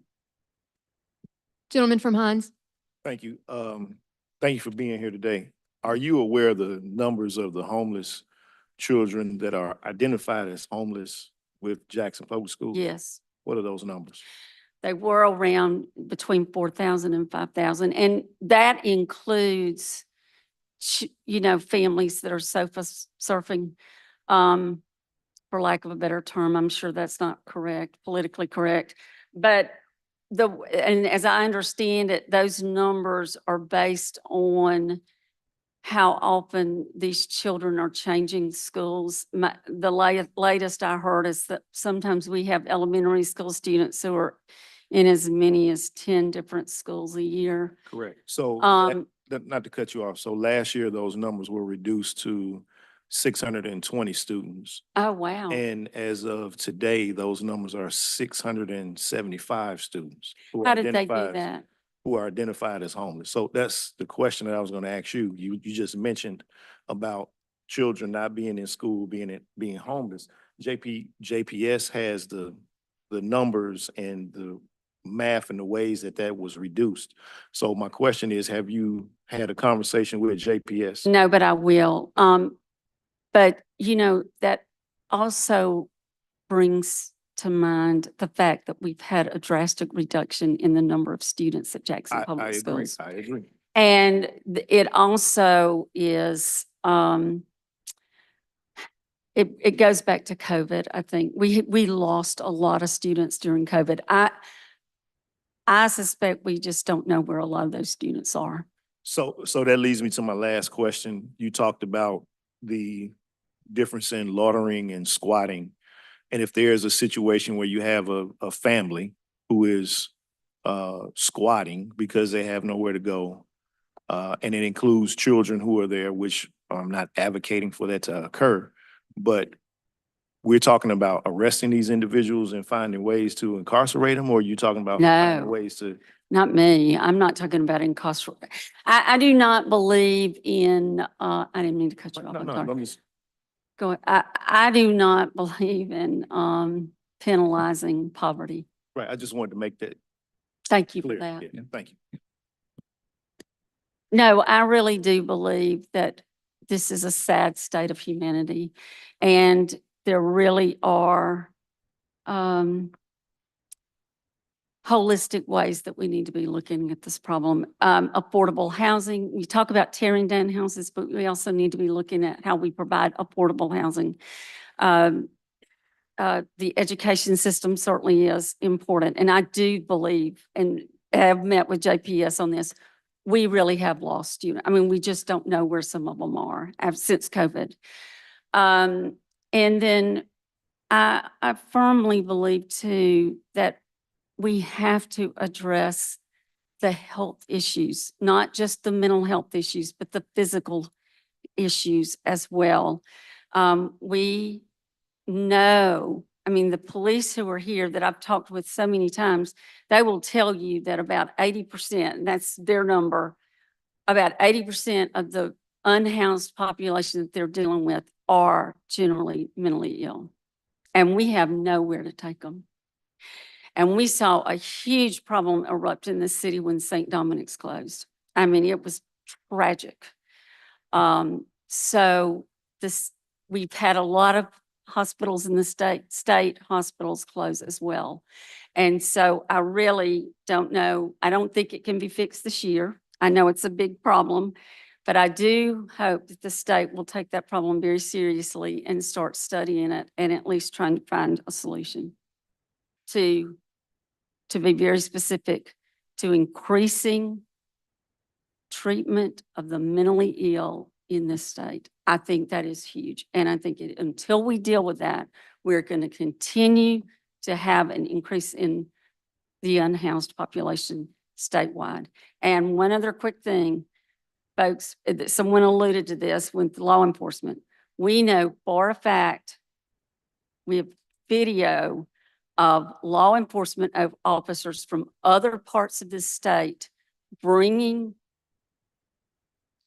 disenfranchised, disadvantaged, mentally ill people to the city of Jackson in marked law enforcement vehicles and putting them out on the street and saying, someone will help you, but they're not taking them anywhere. They are literally putting them on the street.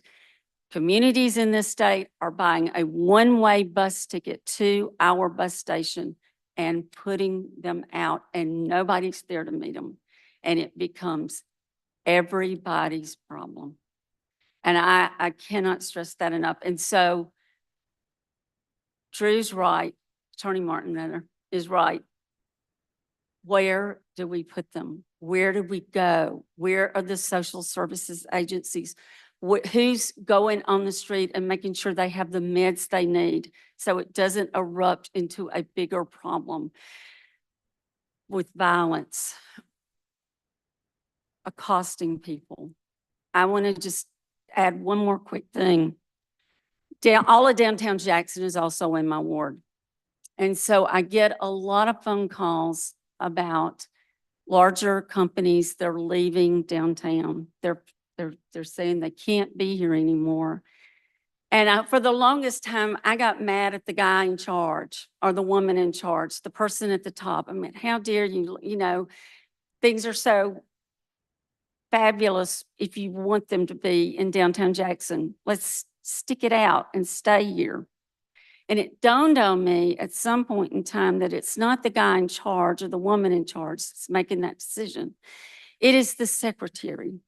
It is the woman, the young woman who is coming in from the suburbs to work in downtown Jackson, who is being affronted by a homeless person that makes he or she extremely uncomfortable. And there have been instances where that unhoused person has crossed a line and made them even more uncomfortable. But this is something that is impacting the economy of our downtown area. Because what happens is the guy in charge needs to make sure that the folks that he's hiring to come be the support for everything that's happening in his business is comfortable coming to work.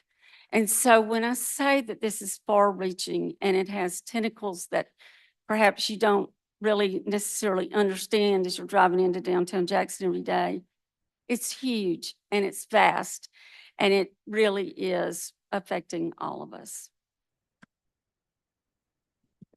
Gentleman from Hines. Thank you, Madam Chair. And thank you, Madam President and Attorney Martin, for joining us today. And Madam President, I see your passion for our city and our citizens, and that means a lot. Because a lot of times our citizens feel like they're forgotten. You made a very powerful statement when you said that the state has failed Jackson in regards to mental health funding.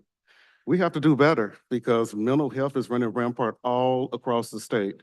And so we want to work hard to make sure that we can hold your hand with that. Thank you. And get some help for that. Thank you. Now, I do want to talk about the $2.8 million contract. And so my question is, when Ms. White's organization applied, did they follow proper protocol, proper procedure in getting awarded it? There was an RFP process and they responded and they were awarded the contract pursuant to that RFP. Okay, and now the questions that came up from the other entity, I guess that raised the red flags with HUD, did Ms. White's organization satisfy HUD's requirement for HUD to give the green light on this funding yet? Well, let me put it this way. I don't think I can answer that question the way it was asked, and I don't mean to sound like that. But they kind of sidestepped that. HUD wouldn't give us a straight answer of, yes, this is okay, or no, it's not. But what they did, we posed some questions to them towards what you're asking for. And I think that ultimately we got an answer that left us comfortable that we could move forward without being in violation of HUD's requirements. Okay, most definitely. So I know you said that also you had council members, I think, that kind of posed the same questions that went to HUD initially. Well, in awarding the contract, there were contentious debate about that involved council members and others. Okay, and But the issues since are administration issues, frankly, and I think we're working through them. And we do appreciate the proper due diligence being done because, like you said, $2.8 million is a lot of money, and I would hate for Ms. White to have to come out of pocket with it or the city. And I know I don't have to come out of pocket with it, so thank y'all for doing the due diligence in that. But so since it looks like we're moving along, is there anything that we can do to expedite this process? I don't think so. Look, I've thought we were at the end before and we weren't, right, Ms. White? So I could be wrong, but I think that we're about to the finish line, and I can't think of anything that the state could do that would ultimately move the ball one way or the other. Thank you. Yeah, but thank you for that. I agreed. Because it solves a lot of the issues that y'all have voiced. This Hope so, solves a yeah. lot of them, and where it's located, right close to downtown, that will pull a lot of the traffic from downtown and give the people the services that they need. Yeah, I think it could. It could be a model for expanding the services beyond that as well, if it works the way I think it can. So my only and final request is, can y'all please work hard Yes. to get this done because we need it. Yes. Our citizens need it. Thank y'all so much. Yes, sir. Any questions from any other members? All right. Thank you both for being here. And we have finished more than 45 minutes early today. So you are all welcome.